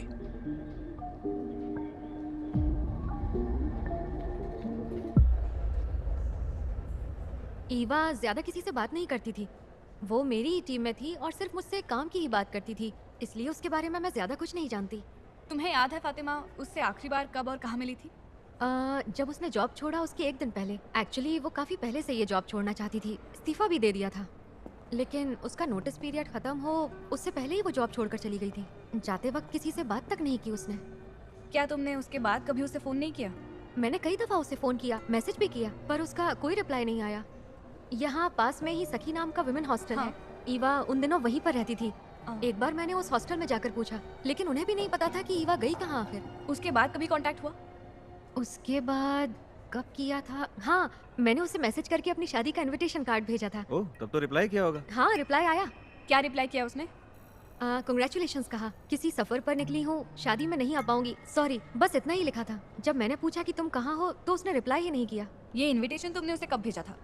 मेरी शादी हुई थी जनवरी 2020 में, तो मैंने कार्ड भेजा होगा दिसंबर 2019 के दूसरे या तीसरे हफ्ते में। ओके, क्या तुम प्लीज मुझे ईवा का नंबर फॉरवर्ड कर दोगी? हाँ, क्यों नहीं। Thank you. Thank you. चले बाय।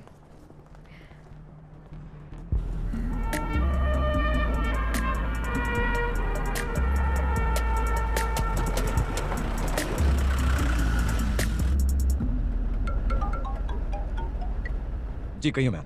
तुम्हारे लिए गुड न्यूज़ है। तालाब के पास जो हमें खोपड़ी मिली थी और कटा हुआ हाथ जो अभी मिला है वो एक ही इंसान का है, ईवा मरिया का। मेरा अंदाजा बिल्कुल सही था मैम। अगर हम उन बालों की भी जांच करवा लें तो... नहीं, अभी नहीं। सस्पेक्ट्स को शॉर्टलिस्ट करने के बाद ही बालों की जांच करेंगे, तब तक वो होल्ड पर रखो। लेकिन मैम वो... ओके सत्या, बाद में बात करते हैं। हेलो।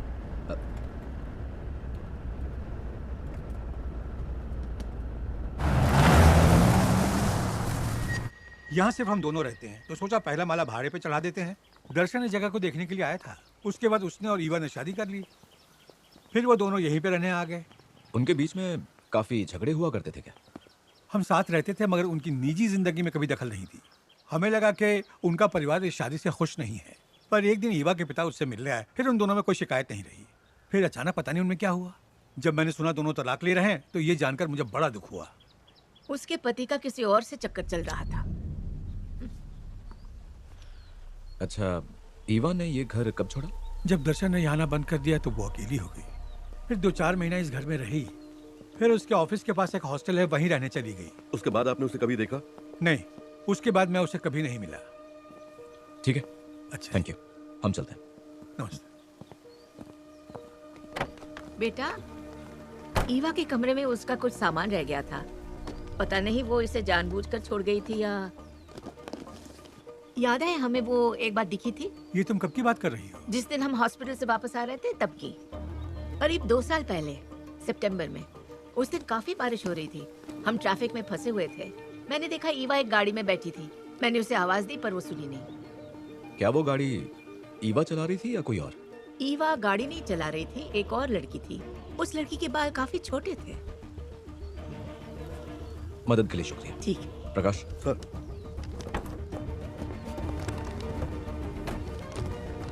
प्रकाश, हमें फोरेंसिक लैब जाना होगा इसी वक्त। बाल लड़की का है या लड़के का, ये पता करने के लिए हमें डीएनए और कुछ टेस्ट करने होते हैं। लेकिन हमने वो टेस्ट अभी तक नहीं किए क्योंकि मालिनी मैडम ने मुझे कहा था कि उनके ऑर्डर्स मिलने तक हम ये टेस्ट ना करें। अगर आप उनकी तरफ से ऑर्डर देते हैं तो मैं कर दूंगा। तो शुरू कीजिए। ठीक है।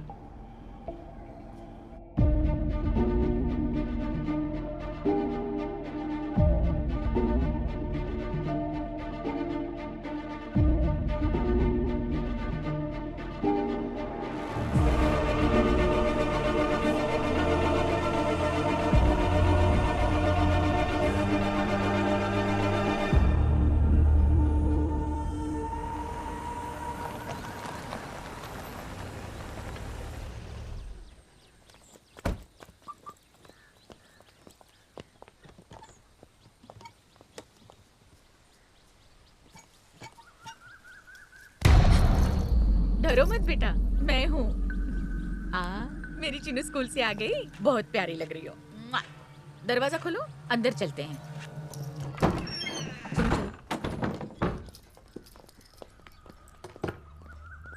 घर तो काफी अच्छा है तुम्हारा। मैं यहाँ परम गुरुजी के प्रवचन के लिए आई थी, तो सोचा तुम दोनों से मिल लूं। मैं तुम्हारे हॉस्टल गई थी तुमसे मिलने। उन्होंने कहा कि तुम यहाँ रहती हो, तो इसलिए यहाँ चली आई। एक्चुअली हमें कुछ जरूरी काम से बाहर जाना है। बस 10 मिनट। मुझे तुमसे बात करके कुछ जरूरी फैसले लेने हैं। अगर चीनू की कस्टडी के बारे में है तो उसका फैसला कोर्ट करेगी। प्यार भरे रिश्तों में कोर्ट के मोहर की क्या जरूरत है? आपकी इमोशनल बातें सुन के मैं अपना फैसला नहीं बदलूंगी। बातचीत ना सही, चाय तो पिला दो और साथ में खारी भी देना।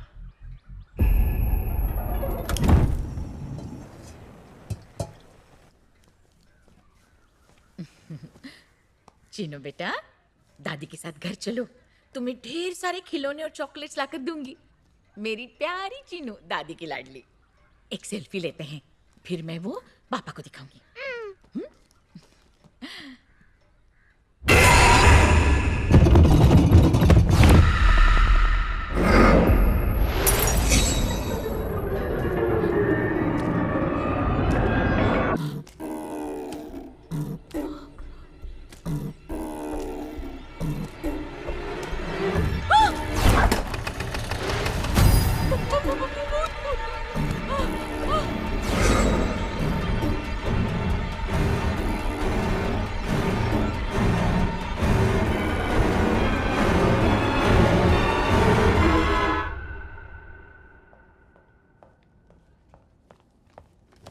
आपका शक सही था, बाल किसी लड़की का ही है, एक ऐसी लड़की का जो अपने बाल छोटे रखती है। Thanks Mahesh. You most welcome.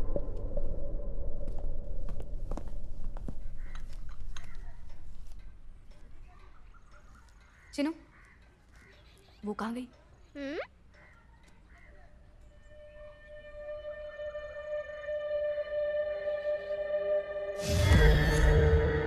Guarantee के साथ तो नहीं कह सकता, लेकिन इस खून में एक छोटे बाल वाली लड़की शामिल है।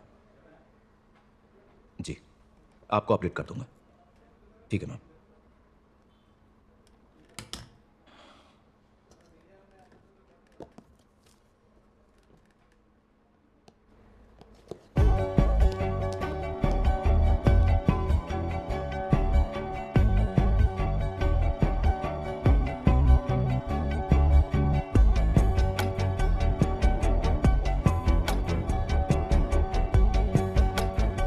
मैं इसे शाम को आकर लेके जाऊंगी।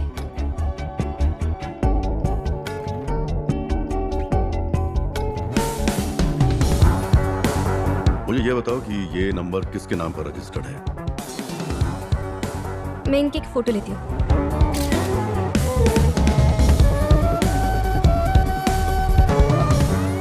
ये तुम्हारे लिए।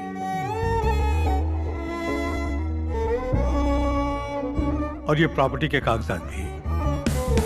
मुझे उसका नंबर दीजिए।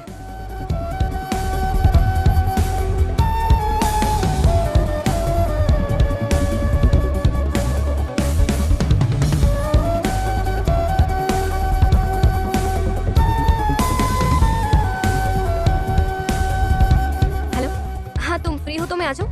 हाँ हाँ, तुम आ जाओ।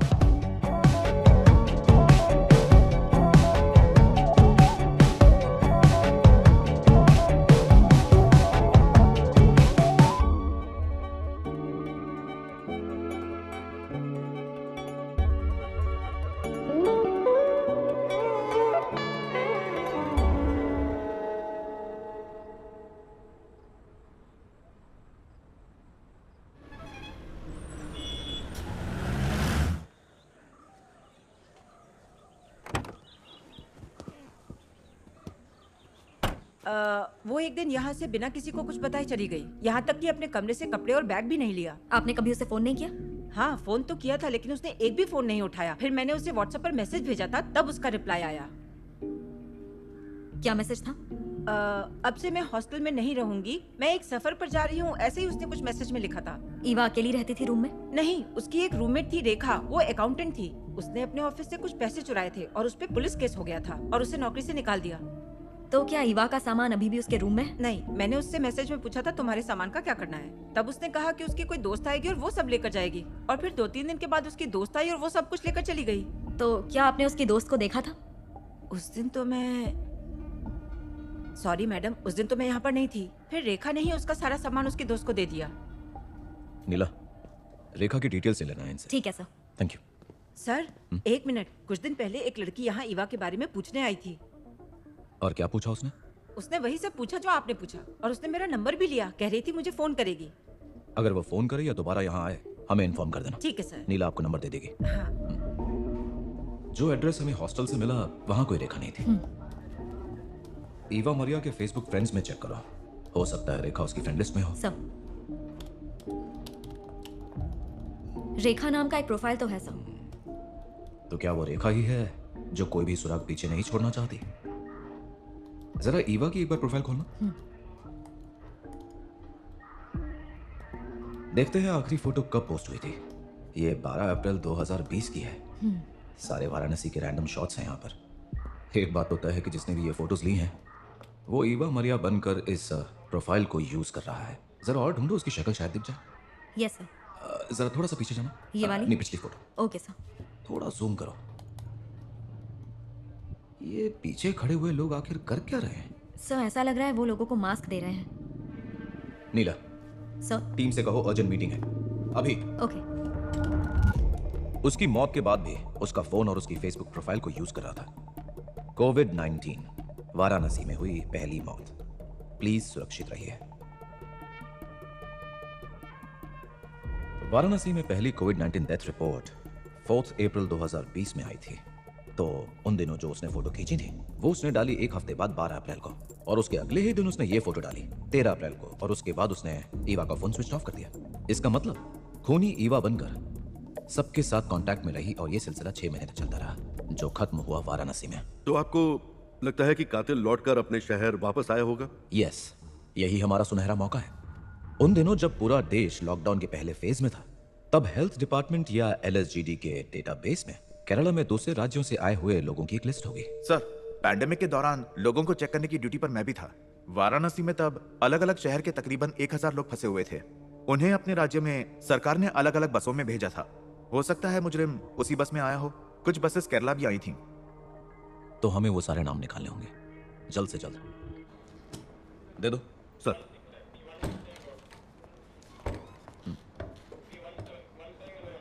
सर, 13 जुलाई के बाद जो लोग वाराणसी से केरला उस स्पेशल बस में आए थे, ये उन लोगों की लिस्ट है। ये रहा वो नाम, ईवा मारिया। इसका मतलब हमारे क्रिमिनल को उसी नाम से वापस आना पड़ा जिससे वो वहां गई थी।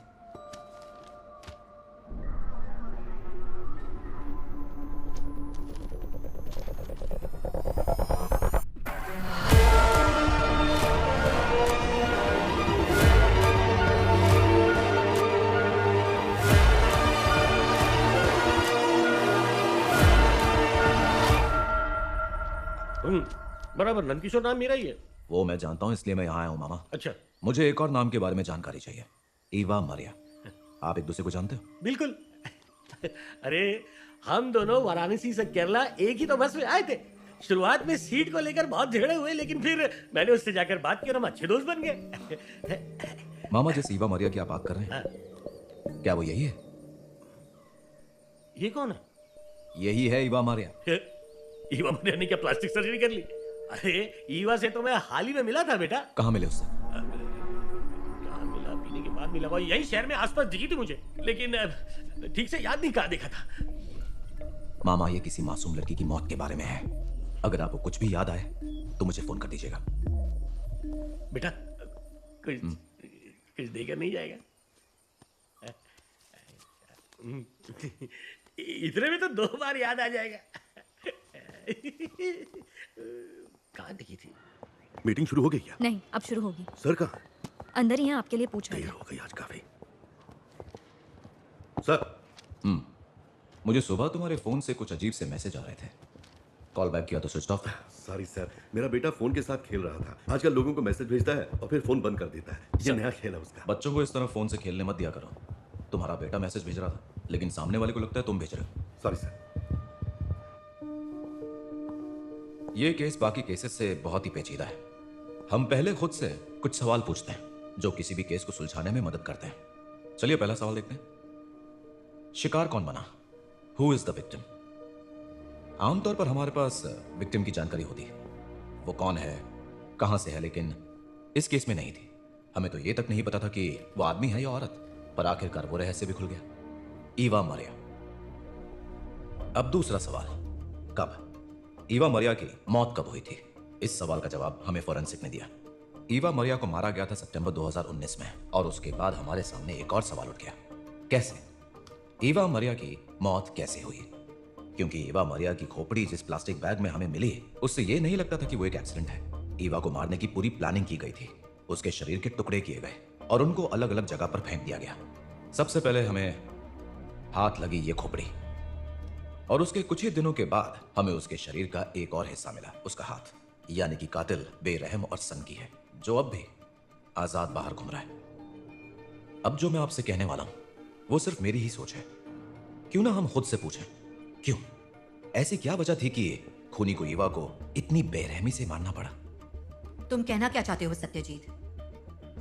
यही कि तहकीकात करते वक्त जो सुराग की कड़ियां आपस में जुड़ती हैं, वो सारी सच्चाई की ओर इशारा करती हैं। देखिए, मैं इस केस की जड़ तक पहुंच चुका हूं मैम। इस केस में एक कातिल का इरादा शुरू से ही साफ था, पैसा। पैसों के लिए खून? जी सर।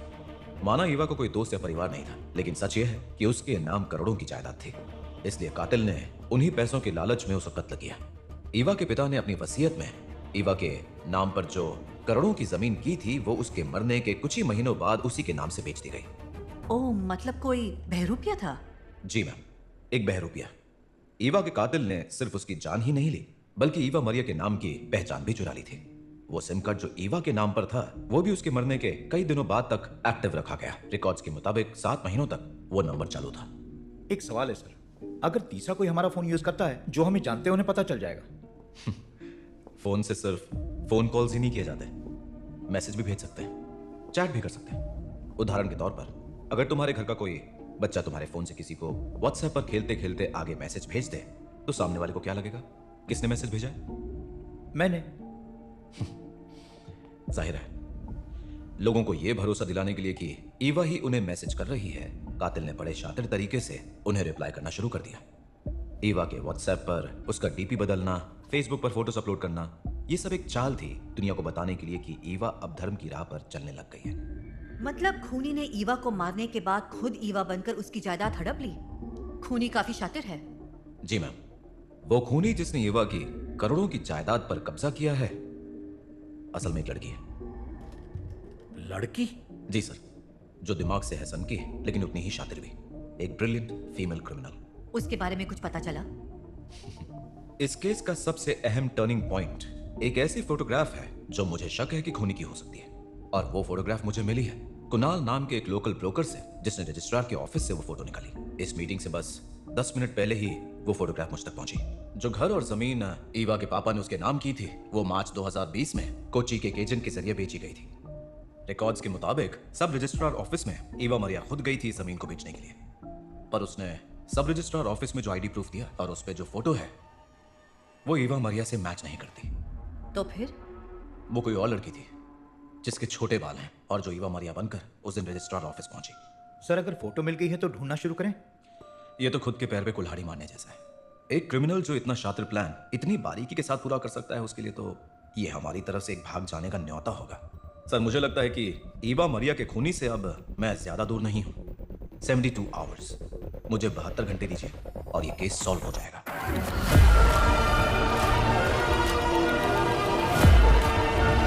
ये फाइल मेरी टेबल पे रख दो। सर, उस हॉस्टल की वार्डन का फोन है, कुछ जरूरी बात बताना चाहती है। हेलो। हाँ हेलो सर, वो लड़की जो ईवा के बारे में पूछ रही थी ना, हाँ मैंने अभी उसे टीवी पर देखा। टीवी पर? हाँ सर, टीवी पर। हाँ ठीक है सर, हाँ ठीक है, ओके। कि क्या आत्मा और ऐसी शक्तियाँ कैद हो सकती है? ऐसे कई सवालों के जवाब साइंस हमें नहीं दे पाता। साइकोलॉजी और पैरासाइकोलॉजी दोनों इन सवालों के जवाब ढूंढना चाहते हैं। लोग सोशल मीडिया पे भी इस बात की चर्चा कर रहे हैं।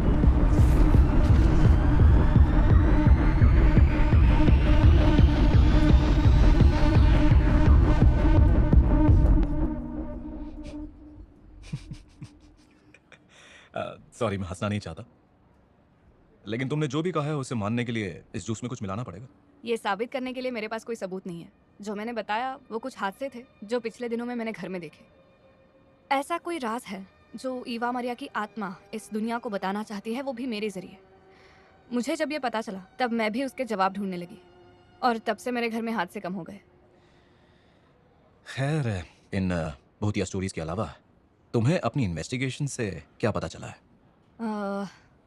मैंने ईवा मरिया की डिटेल्स की एक फाइल बनाई है। वो इस शहर में आई क्योंकि वो दर्शन से प्यार करती थी, और मैंने साथ में ये भी रिसर्च किया है कि वो अचानक से गायब कैसे हुई। मेरा प्लान था कि ये सब इकट्ठा करके एक क्राइम स्टोरी की तरह पेश करूं, और इत्तेफाक से तभी आपका मुझे फ़ोन आया।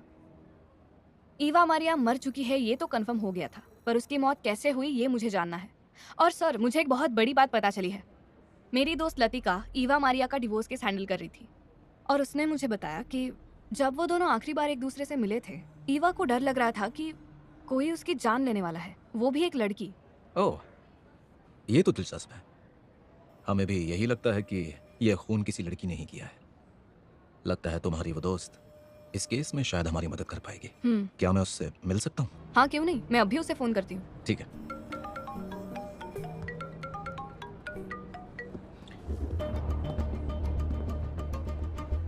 हेलो।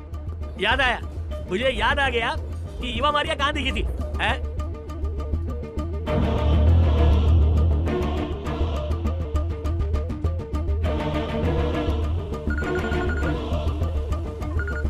हेलो।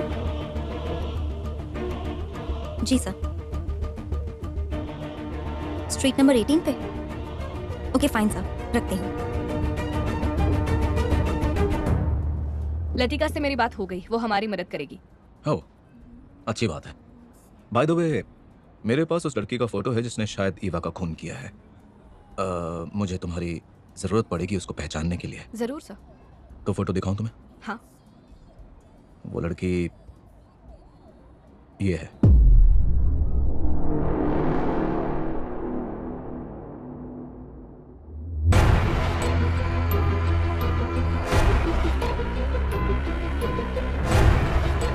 हम दोनों के दिमाग में जो लाखों सवाल हैं, सबके जवाब सिर्फ यही दे सकती है। क्यों ना हम उससे एक साथ मिलें?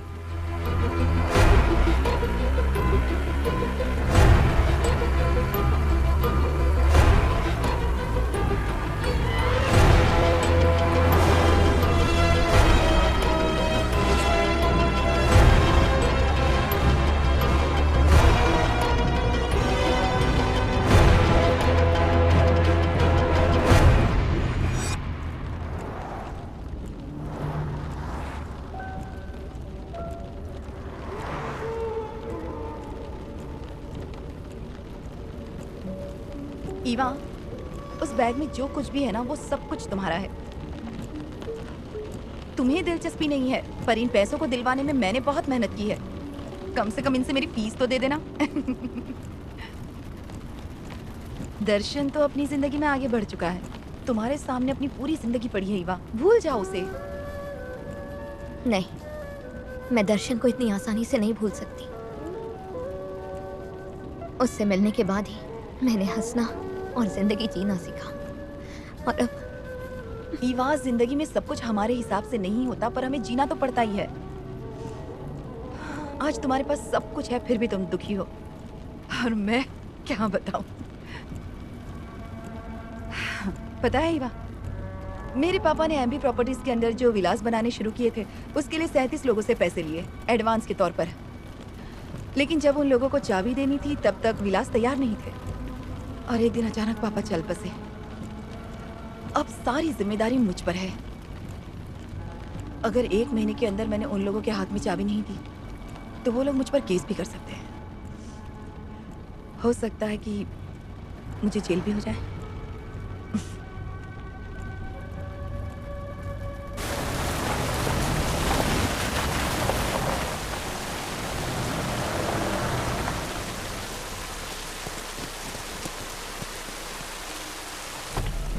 मैडम, काम आगे बढ़ाने के लिए हमें सीमेंट की जरूरत पड़ेगी। दुकान वाला तो उधार पे सामान नहीं दे रहा है। अब तो बारिश भी शुरू हो गई। अगर सामान मिल भी जाए तो बाकी का काम बारिश के बाद ही शुरू कर पाऊंगा। पर मैडम, मजदूरों के पैसे भी देने हैं।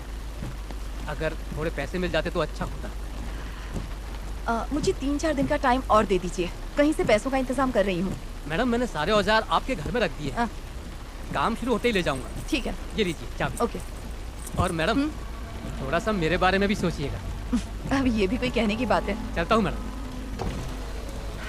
देखा कितनी टेंशन में हूँ मैं, फिर भी रोती हूँ। कुछ सीखो मुझसे।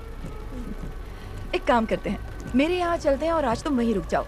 जब तुम्हारा मूड ठीक हो जाएगा ना, तब तुम चली जाना। ओके?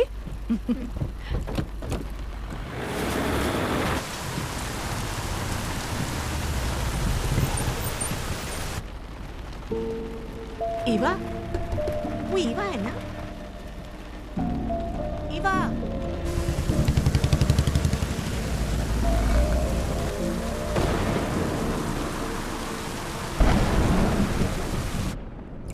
जो दुखी होते हैं, जिनकी जिंदगी में कुछ बुरा होता है ना, उन्हें हर तरफ अंधेरा ही दिखता है। काश पैसे देकर खुशियां खरीद सकते। मेरे इस बैग में करोड़ों रुपए पड़े हुए हैं, ढेर सारा सोना है। मैं ये सब कुछ देने के लिए तैयार हूँ, अगर इसके बदले कोई मुझे अपनी सारी खुशियां दे दे।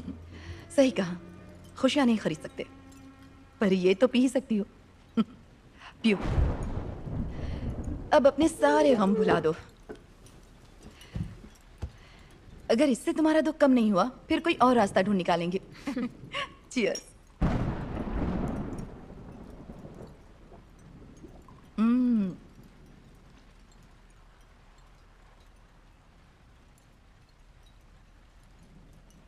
मैं कल ही अपने गांव जाऊंगी। मुझे लिसी आंटी और उनके बच्चों से मिलना है। मेरे पास जो भी है मैं उन्हें सब दे दूंगी। हो सकता है इसके बाद उनकी मेरे लिए नफरत कम हो जाए।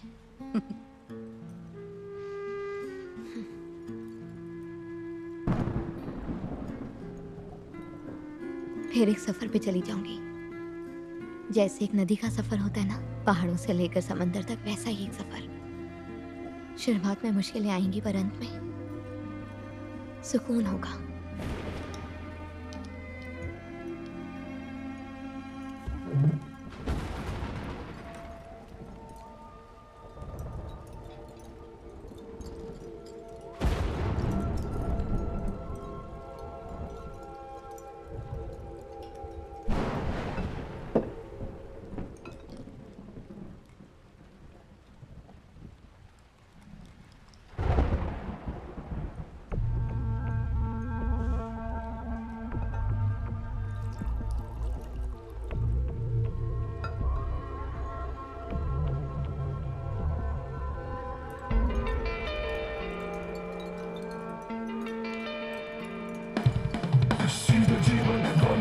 Since I purify, be the demon, burn them alive since you purify. Free shadow, free since below the skin.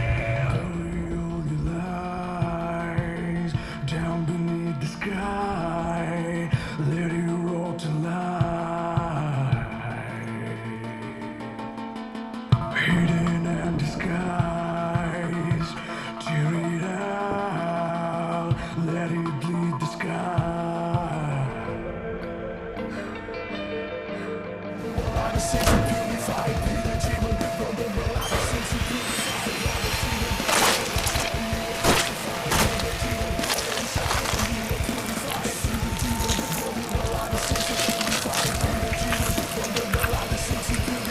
all the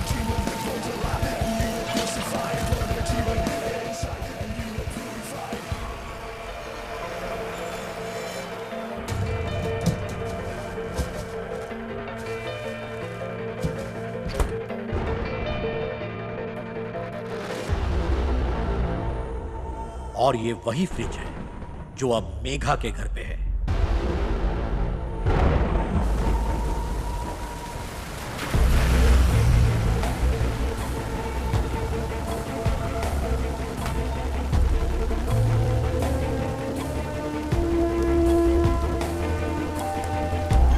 कोई है? लगता है घर पे कोई नहीं है। कोई है घर पे?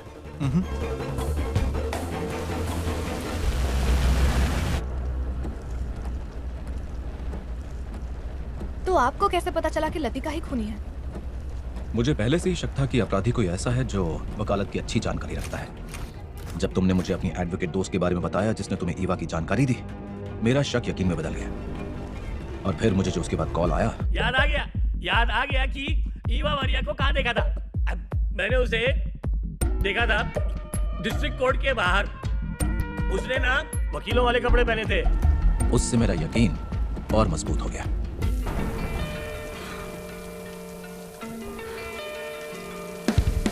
See the demon that burn you alive, the sins are purified. Be the demon that burn them alive, the sins you purify.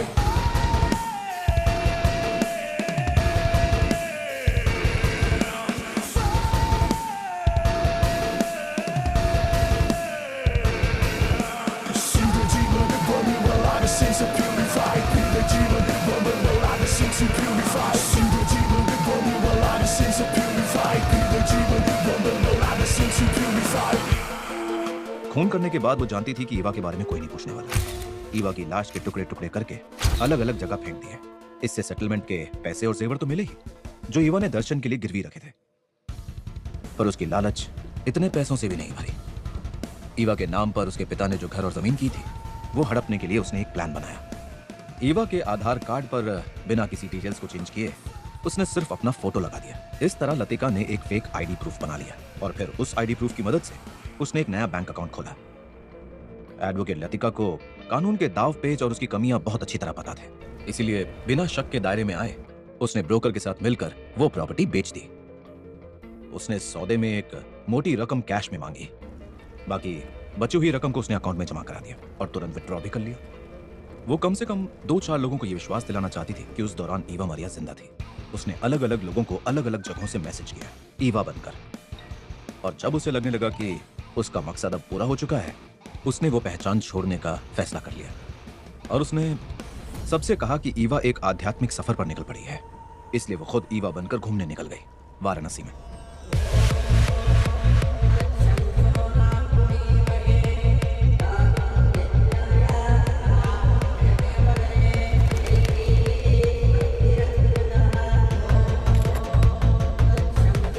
वहां उसने जो भी फोटोज लिए वो फेसबुक पर अपलोड किए। ईवा ने सोशल मीडिया छोड़ दिया ये सबको बताने के लिए उसने आखिरी पोस्ट के बाद उस फोन को फेंक दिया। लतिका पूरी तरह से ईवा मरिया बनने का नाटक बंद करने ही वाली थी कि कुछ ऐसा हुआ जिसके बारे में उसने सोचा भी नहीं था। इनफैक्ट हम में से किसी ने भी नहीं सोचा था कोविड-19 पूरी दुनिया में फैल गया। लतिका लॉकडाउन में वाराणसी शहर में ही फंस गई थी और अपने शहर आने के लिए उसे एक खास बस से आना पड़ा, लेकिन ईवा मरिया के नाम से। और आज भी, अब भी उसे पूरा भरोसा है कि वो इस खून के लिए पकड़ी नहीं जा सकती, इसलिए बिंदास हमारे बीच रहती है। बाकी की कहानी तो सबूत और लतिका खुद ही तुम्हें बता देंगे।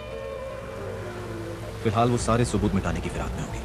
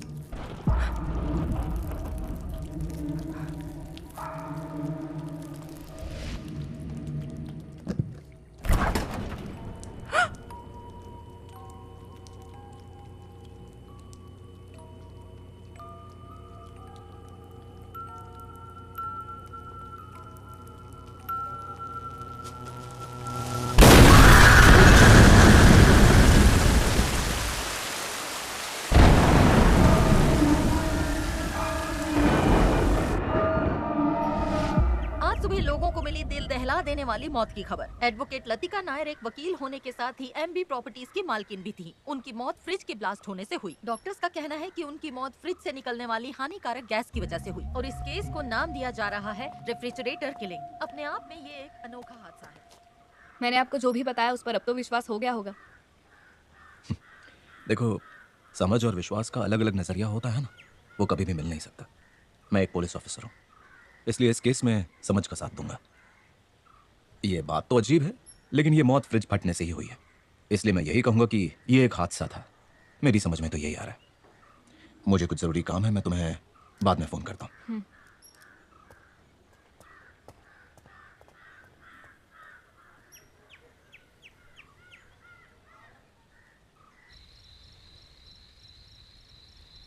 गुड़िया मेरी प्यारी गुड़िया, साथ में घूमेंगे लंदन पेरिस। गुड़िया मेरी प्यारी गुड़िया, देखो खेलो। वहाँ की बहुत सारी चॉकलेट्स खाएंगे और डिज्नीलैंड भी जाएंगे। आओ मेरी प्यारी गुड़िया, मेरी प्यारी गुड़िया, परी रानी मेरी परी रानी। मेरी गुड़िया कितनी प्यारी है ना? बिल्कुल तुम्हारी तरह। गुड़िया मेरी प्यारी गुड़िया, साथ में घूमेंगे लंदन पेरिस। गुड़िया मेरी प्यारी गुड़िया, वहाँ की बहुत सारी चॉकलेट्स खाएंगे और डिज्नीलैंड भी जाएंगे। आओ मेरी प्यारी गुड़िया, मैं तुम्हें खिलौने दूंगी और ढेर सारी आइसक्रीम, और यूं ही हम खेलते रहेंगे। मैं तुम्हें ढेर सारी किस दूंगी।